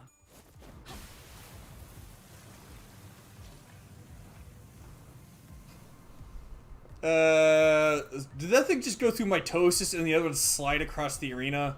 Because that's what it looks like.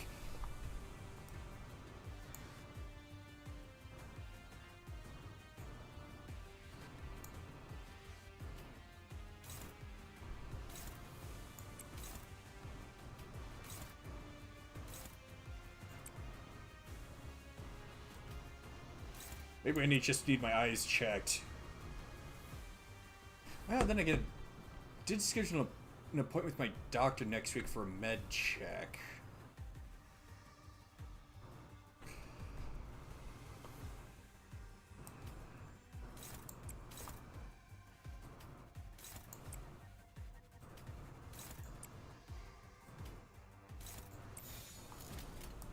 시간 끌 것 없이 모조리 지워버리죠. 이제 깨치시길.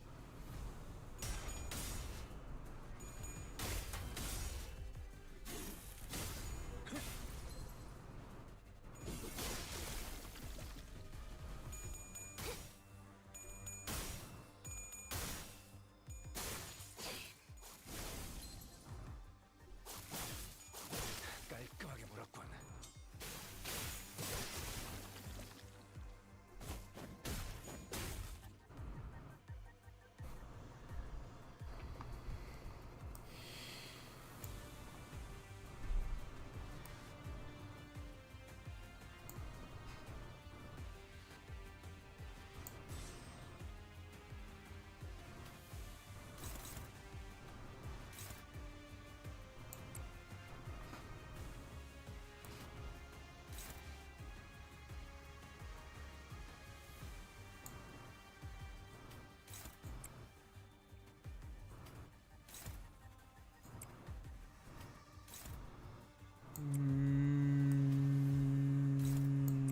Yeah. Should do it.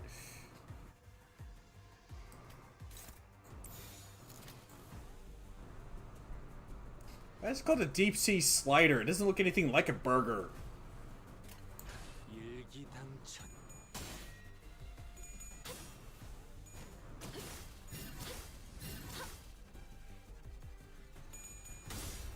Oh. I thought if you counted with her defensive skill, which was at 10 Jiangju Star Blade, 깔끔하게 물었군. she used the upgraded version of her skill 3. Was I wrong about that?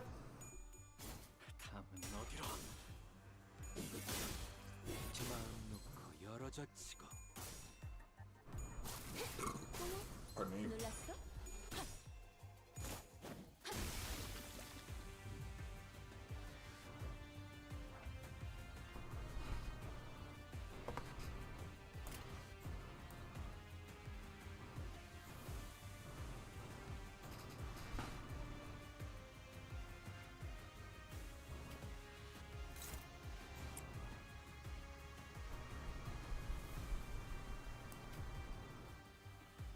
Oh, great, another one.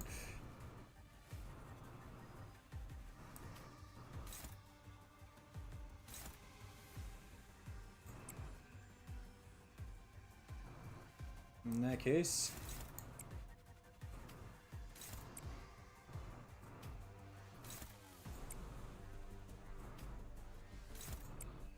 y'all know the drill.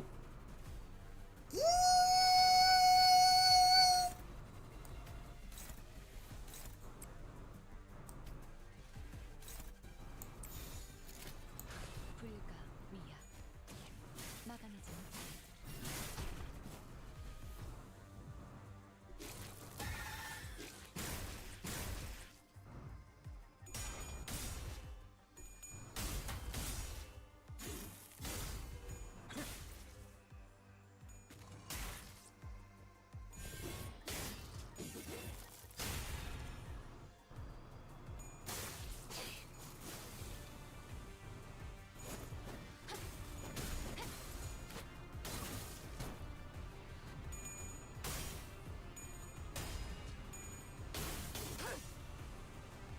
혈액 똑바로.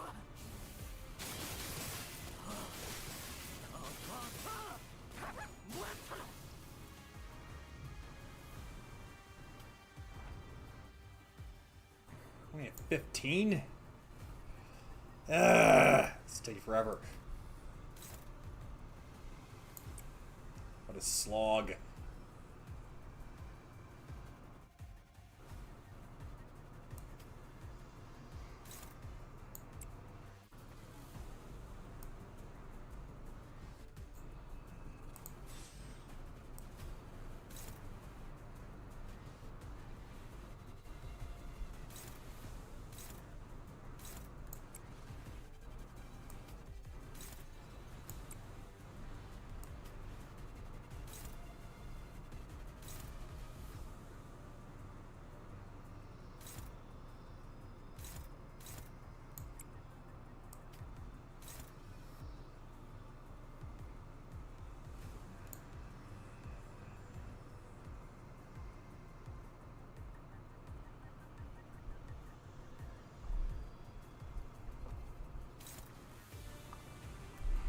Come on.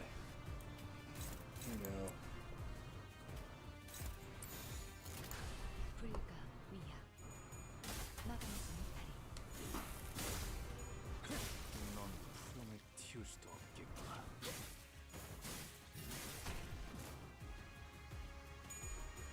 I actually thought Faust was going to be able to finish it off.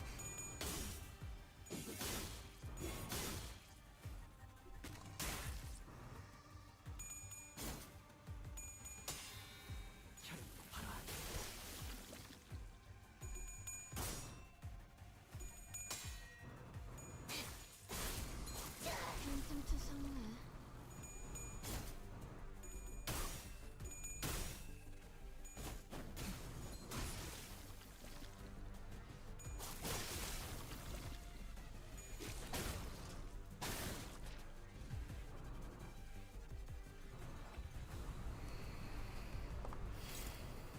I think it's down to the last 5 now. Yep.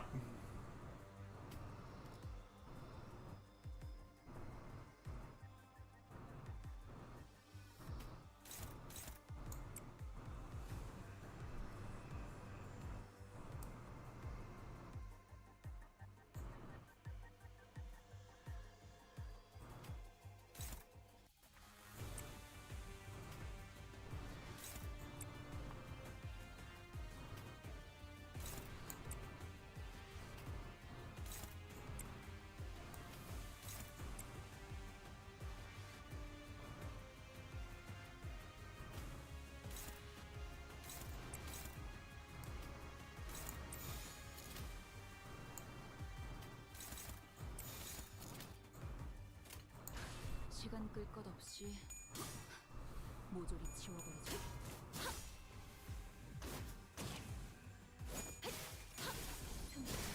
깨우치시길.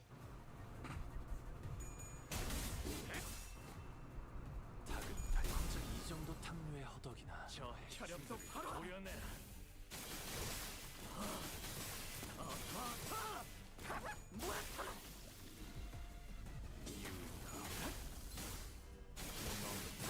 튀울 수도 없겠구나.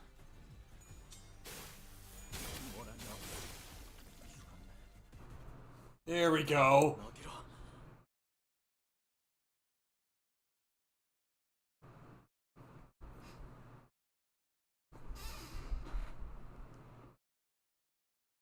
오늘 부끄럽지 않았습니다.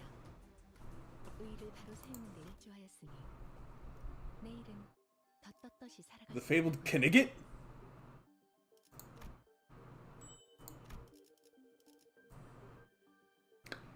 It seems the rumors of my exploits have been greatly exaggerated.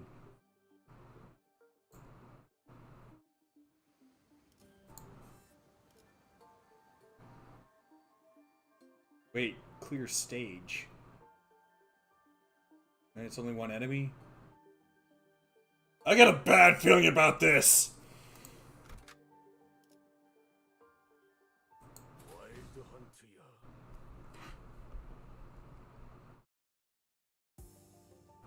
There were more sea terrors than we expected near the lighthouse, but thanks to Irene's lamp, the light of which paralyzed their nervous systems, paired with the rather narrow passageways, we were able to handle them without much trouble. Also, as the control room was, unlike the exterior wall, mostly undamaged. Yeesh. Faust shared the good news that the repairs most likely won't take very long. His saying was right. Fortunately, the inside is barely damaged. How are you progressing, Miss Faust? It is almost complete. We best prepare to leave. Then over near the doctor. Let's. Ah! Tremor shakes the building with a loud boom, and debris begins to fall from the ceiling. The lighthouse's precarious floor suddenly collapses from the shock. The floor's giving way. What's going on out there? Something rammed against the eye of Iberia. A sea yacht shattering through the ocean surface. The sheer explosive force turning water into mist. And it is charging at us once again. As Yi Sing noted, I saw the shadow of a dark figure through the ruptured outer wall of the lighthouse, charging ferociously at the ruined structure. The figure looked a lot like one of those knights of the city's western region Don Quixote would talk at length about. The lighthouse might crumble at this rate. We have no choice. We have to stop whatever's out there. Faust, stay here. The rest of us will descend the lighthouse and... The lighthouse is almost fully functional. It'll only take some finishing touches to have its light shine again. Which I can handle, so I'll stay behind. Seems entirely unnecessary to leave the rest to you. I'd much rather leave it to Faust, who's an expert. I've read about that Seaborn before. The fables alleged to say that he is the last knight. If those stories have any grain of truth in them, we're gonna need all hands on deck to even have a chance at stalling it. You better prepare for a few days of interrogations once I bring you to the Inquisition. Your decision, Executive Manager? All hands on deck. Leave the lighthouse to mayors. We have to put a stop to that knight somehow. Waves crest high and violently behind the spear-wielding knight. We have to protect the precarious lighthouse. We have to protect the already precarious lighthouse against the knight. The knight begins to charge at us, his steed splitting the very sea. And I instinctively know that this isn't going to be easy.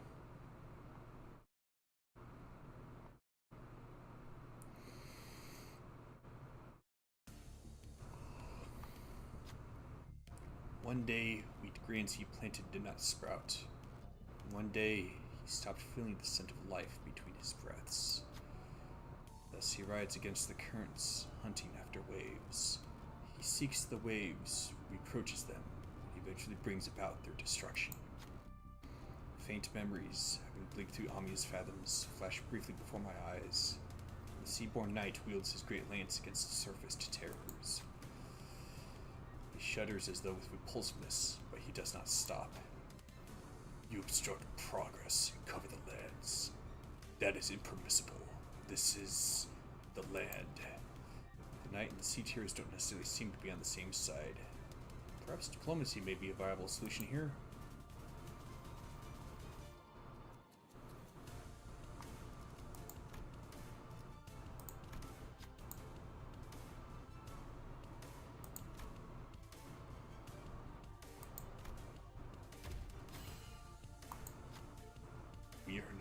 We are not the sea.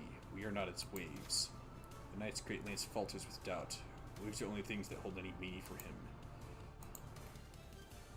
아는 것을 모른 채 할 수는 없으니 敵の調子が悪くなっているみたいです 행색이 이상하나 그럼에도 이상이여.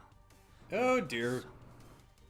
내가 아시의 이상을 함께 줬던 호위. Oh goody.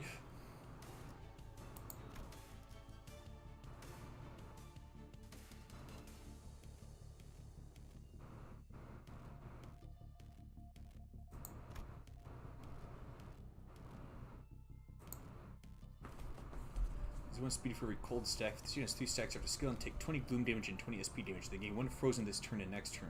Cold stack expires after all effects are activated. This unit did not attack the last night.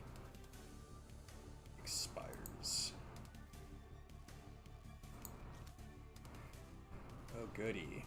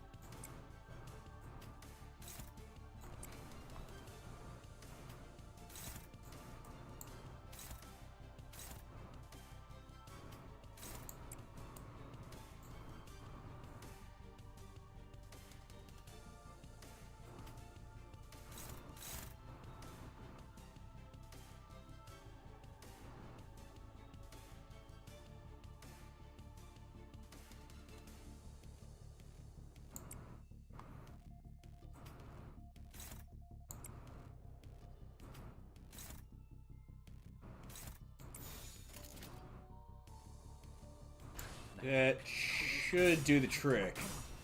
이야 도끼를 보인다.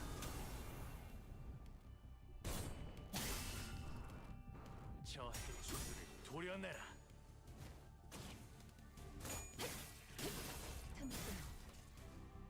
묘야. 길을 열어라. 適した攻撃でなくとも最善の選択だったはずです 혈압도 바로.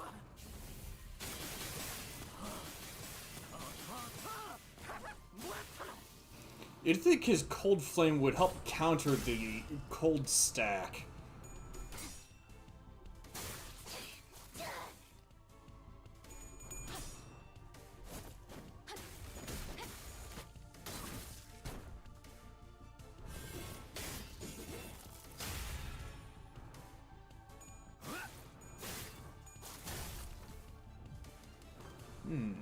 You got an idea. 皆さん戦闘の準備を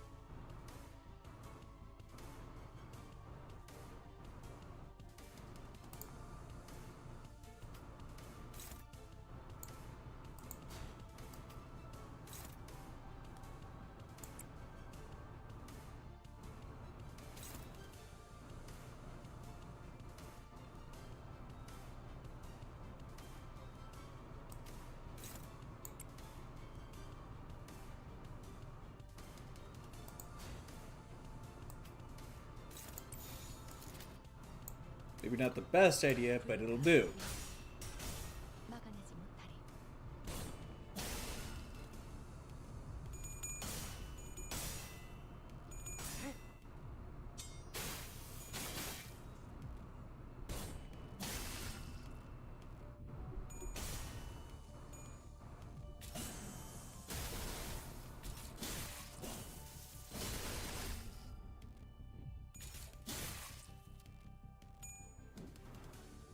You missed!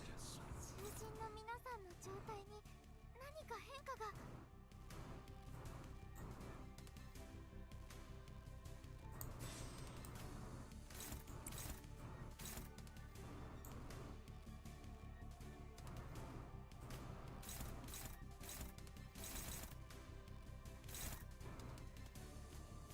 Okay, sure, yeah, I should have blocked that one.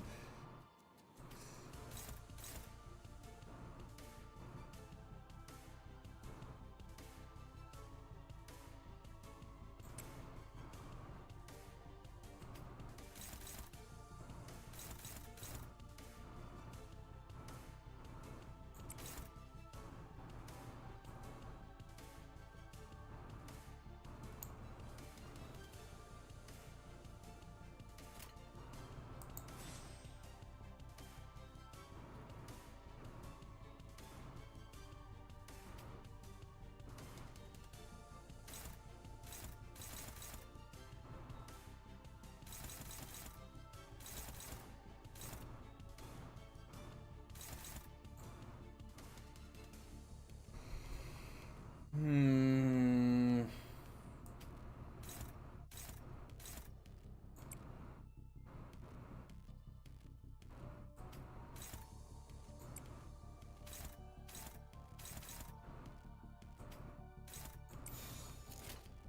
목을 콱 물어버리자고.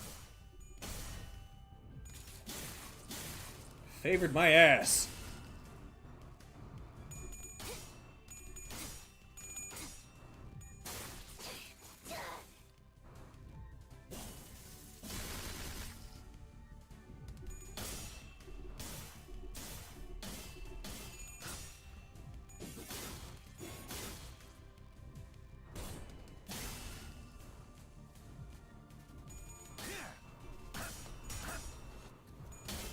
그쪽 방향이 아닐 텐데.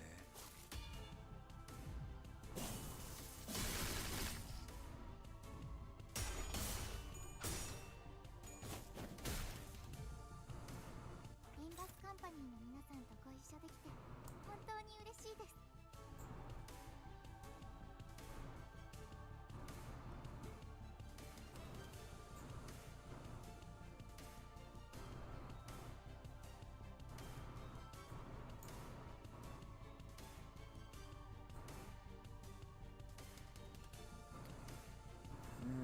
Alright.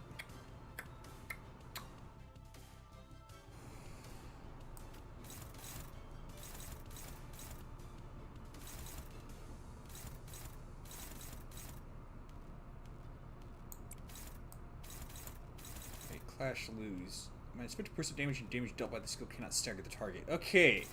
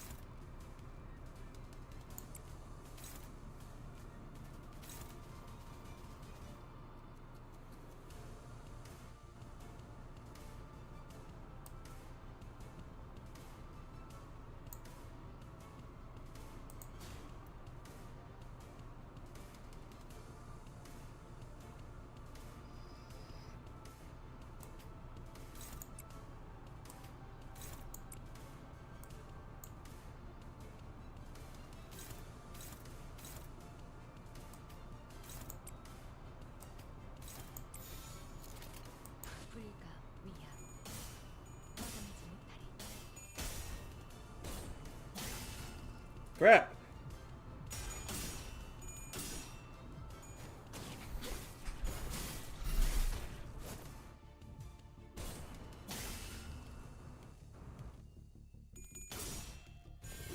마음 놓고 열어져.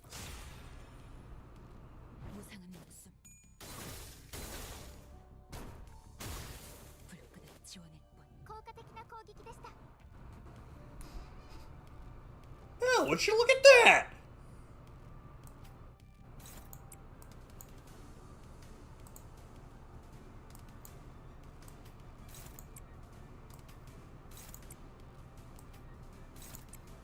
Alright.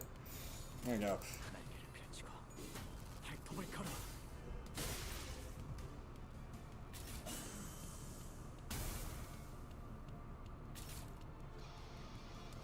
ハンテさん、なんだかただならぬ気配を感じま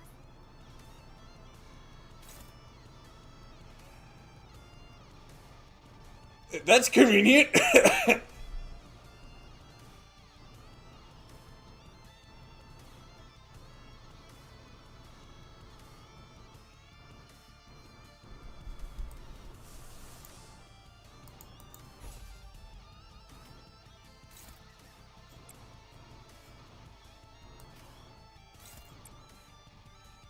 I have a bit of a bad feeling about this.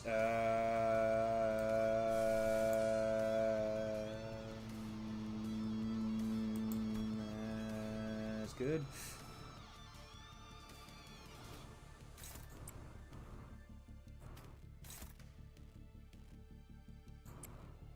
Actually,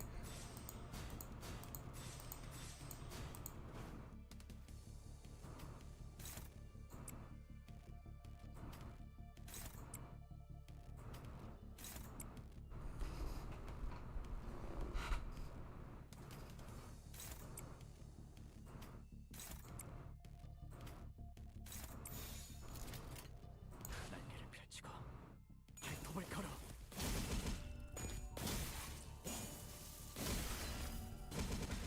모험하군. 모든 것에 견뎠어. see, the knight rides upon the violently whinnying steed. Lance raised skyward. The knight races across the sea, splitting its waves. We won't succeed at this rate. No, we won't succeed at this rate. Stall him, please, even for a second. Rain directs her hand cannon toward the target. Her aim and will undulates on the same frequency with the waves. We need but a moment to recover. Topple the waves. Go for his legs, not his lance.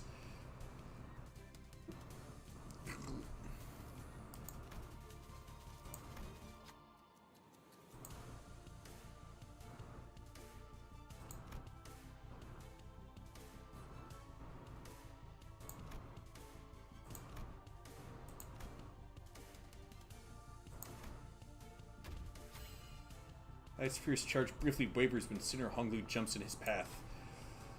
Blinding spark flies from her hand cannon. The knight is thrown off his steed. 아는 것을 모른 채 할 수는 없으니. Dense shadow pools under the lone knight. Susurus of teeming flesh sliding against flesh can be heard from beneath. Aren't they gathered to defeat the knight? They must have first gathered there, believing him to be one of them until they came to realization. The knight is a traitor to the great will. The knight leaps off from the surface, but the sea rises violently in response to drag him back down. The waves crest high, gnawing upon the knight, crashing back down to the water's surface. He leaps once again, the cresting waves as his stepping stones. He belongs not to the sea. He stands tall against the great will, his head held high in eternal defiance. The unremittent knight rides across the watery mountains and charges at us.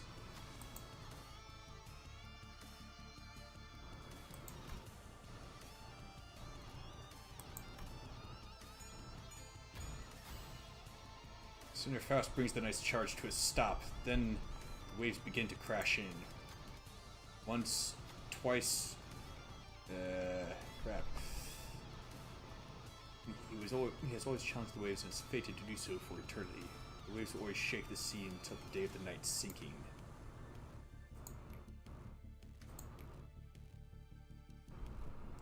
The last body? 때로는 Or the knight's 더 body? 문제를 해결해주기도 합니다. 적을 물어뜯고 너희의 쓸모를 보여라.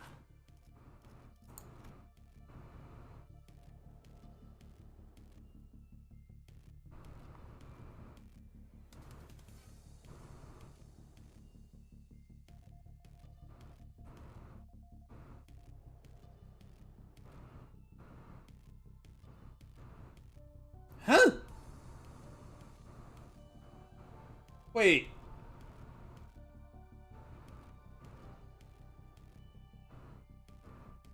So is this thing based on Don Quixote? You know, from this book?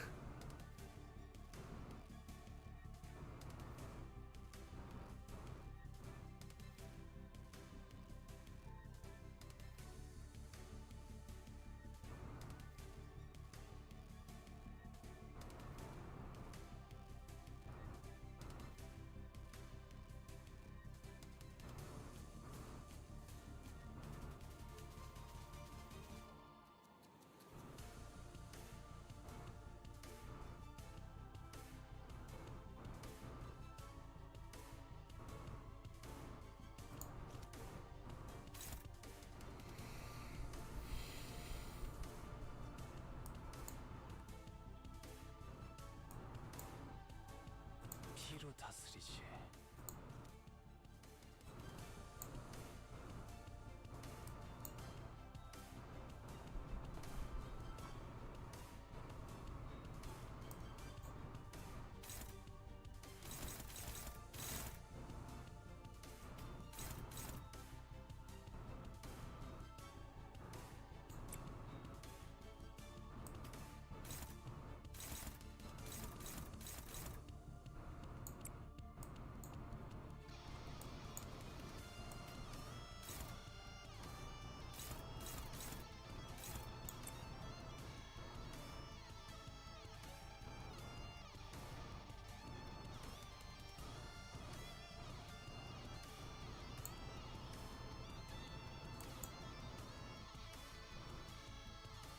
Oh, take plus 80% damage. Well, that's really gonna come in handy.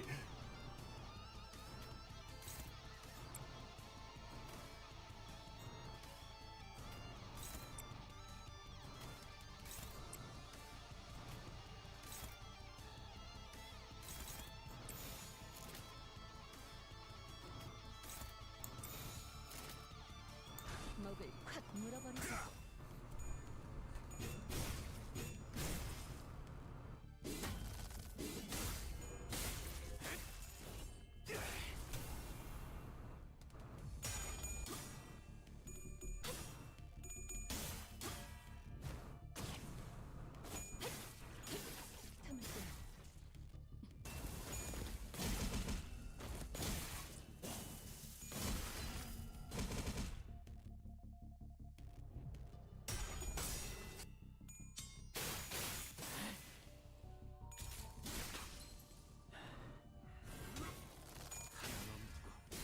물넘고 꺾고 제차.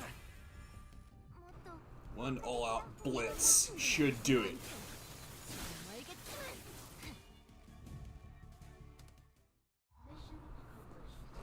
Booyah!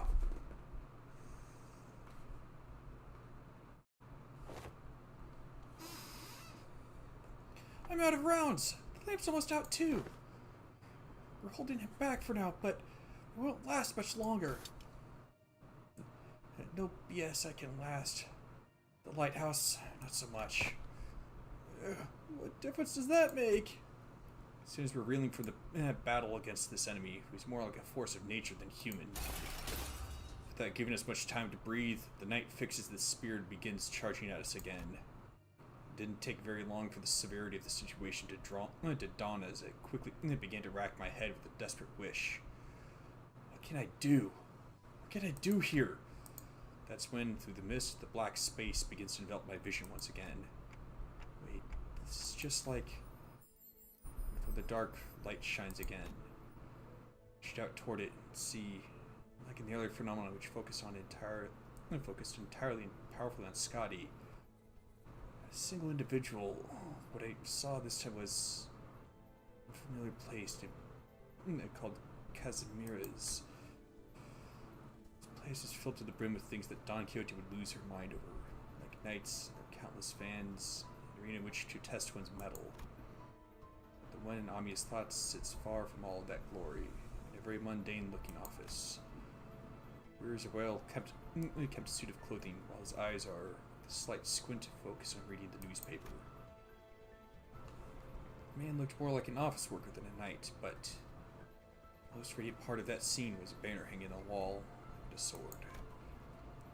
Don Quixote was the first sinner who came to mind. Can she, our ardent admirer of knights and pursuer of glory, spin that energy from his sword as her own? Wait, no. He's different. He needs someone who doesn't pursue glory. Someone who can handle their own tarnished glory. A sinner who can detachedly wield the entirety of their bygone honor is... Yes. There's just one. I'll trust you, Gregor. Use this eager to hew into the knight's charge. Split the waves. Use the lad to split the waves, huh? Yeah, here, manager bud. Let's do this.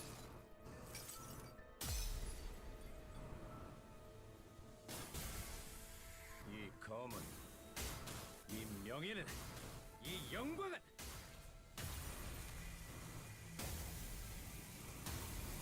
이빨이지 않은 힘.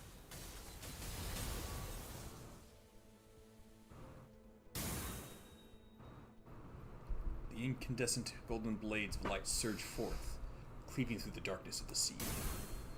The knight withstands and parries each of those lights away, but he comes to a stop when the last of the golden radiance cuts across the sea and looks in our direction, as if to admire it.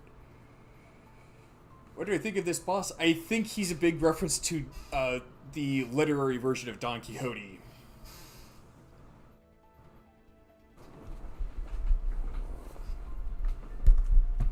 I mean, in a manner of speaking, he was charging right at the lighthouse, which...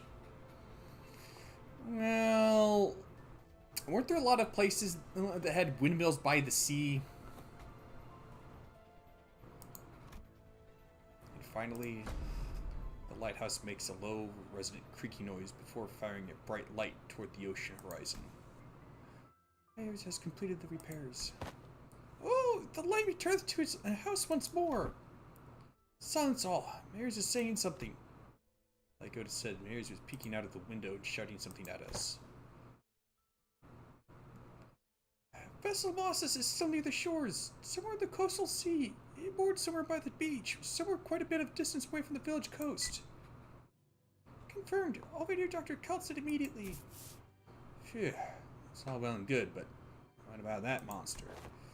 Yeah, what if it charges at the lighthouse again and destroys it? I heard it talk during our battle, but I don't think that creature is capable of actually communicating with them. This will be a problem. Don Quixote, wait! Don't get too close to it! It's too dangerous!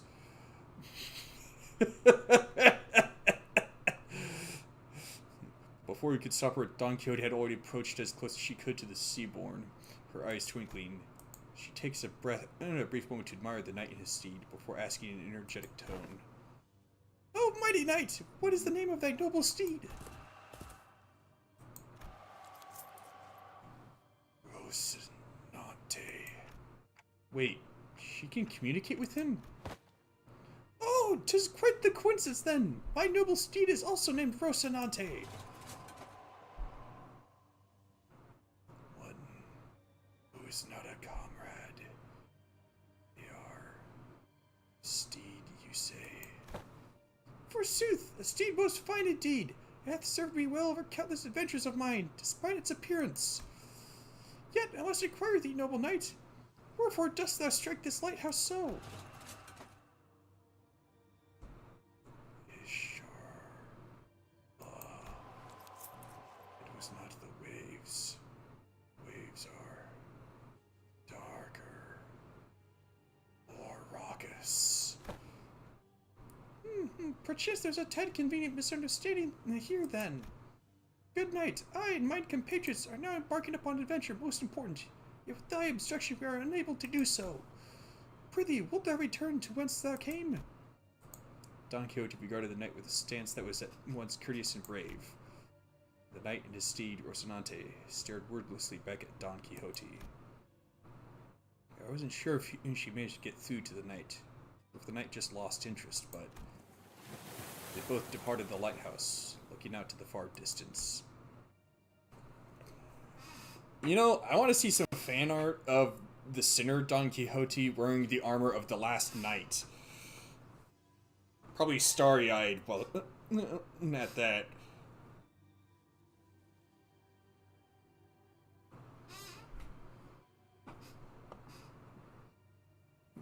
So they really exist. Seaborns who hope for something other than just survival. Such powerful seaborns like a sea. Are you alright, Donkey? You should be thankful that it somehow yielded a positive outcome. When are you going to fix that habit of rushing forward without thinking it through?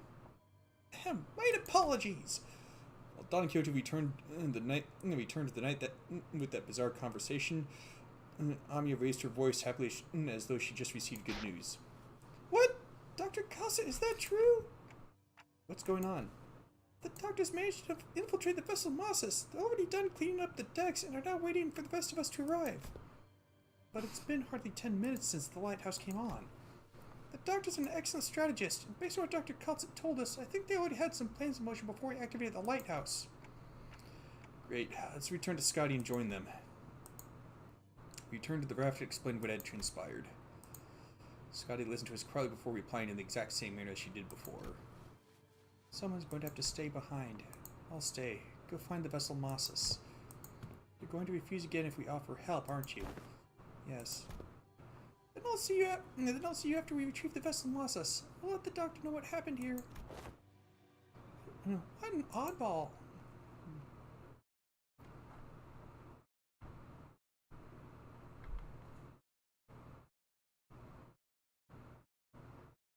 마침내 굴레 하나를 끊었어. 두려움 없이 나아갈 수 있는. Yeah, I think that's the first time I've seen him get MVP. 영혼이 한 걸음 더 가까워진 것이요. 그러니 언젠가 재회할 날 꼭 내게도 은자를 풀어주시오. 내 그것만을 바라고 온몸에 피를 묻혀가며 쉼없이 달리고 있으니. 699. I'm getting there.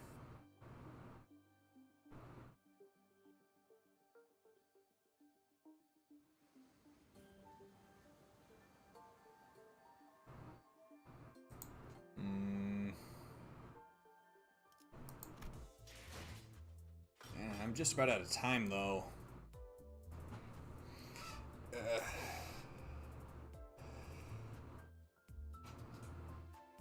Might as well call it here. Just as a quick little reminder, I'll be taking a break for tomorrow and the day after, October, should be 4th and 5th.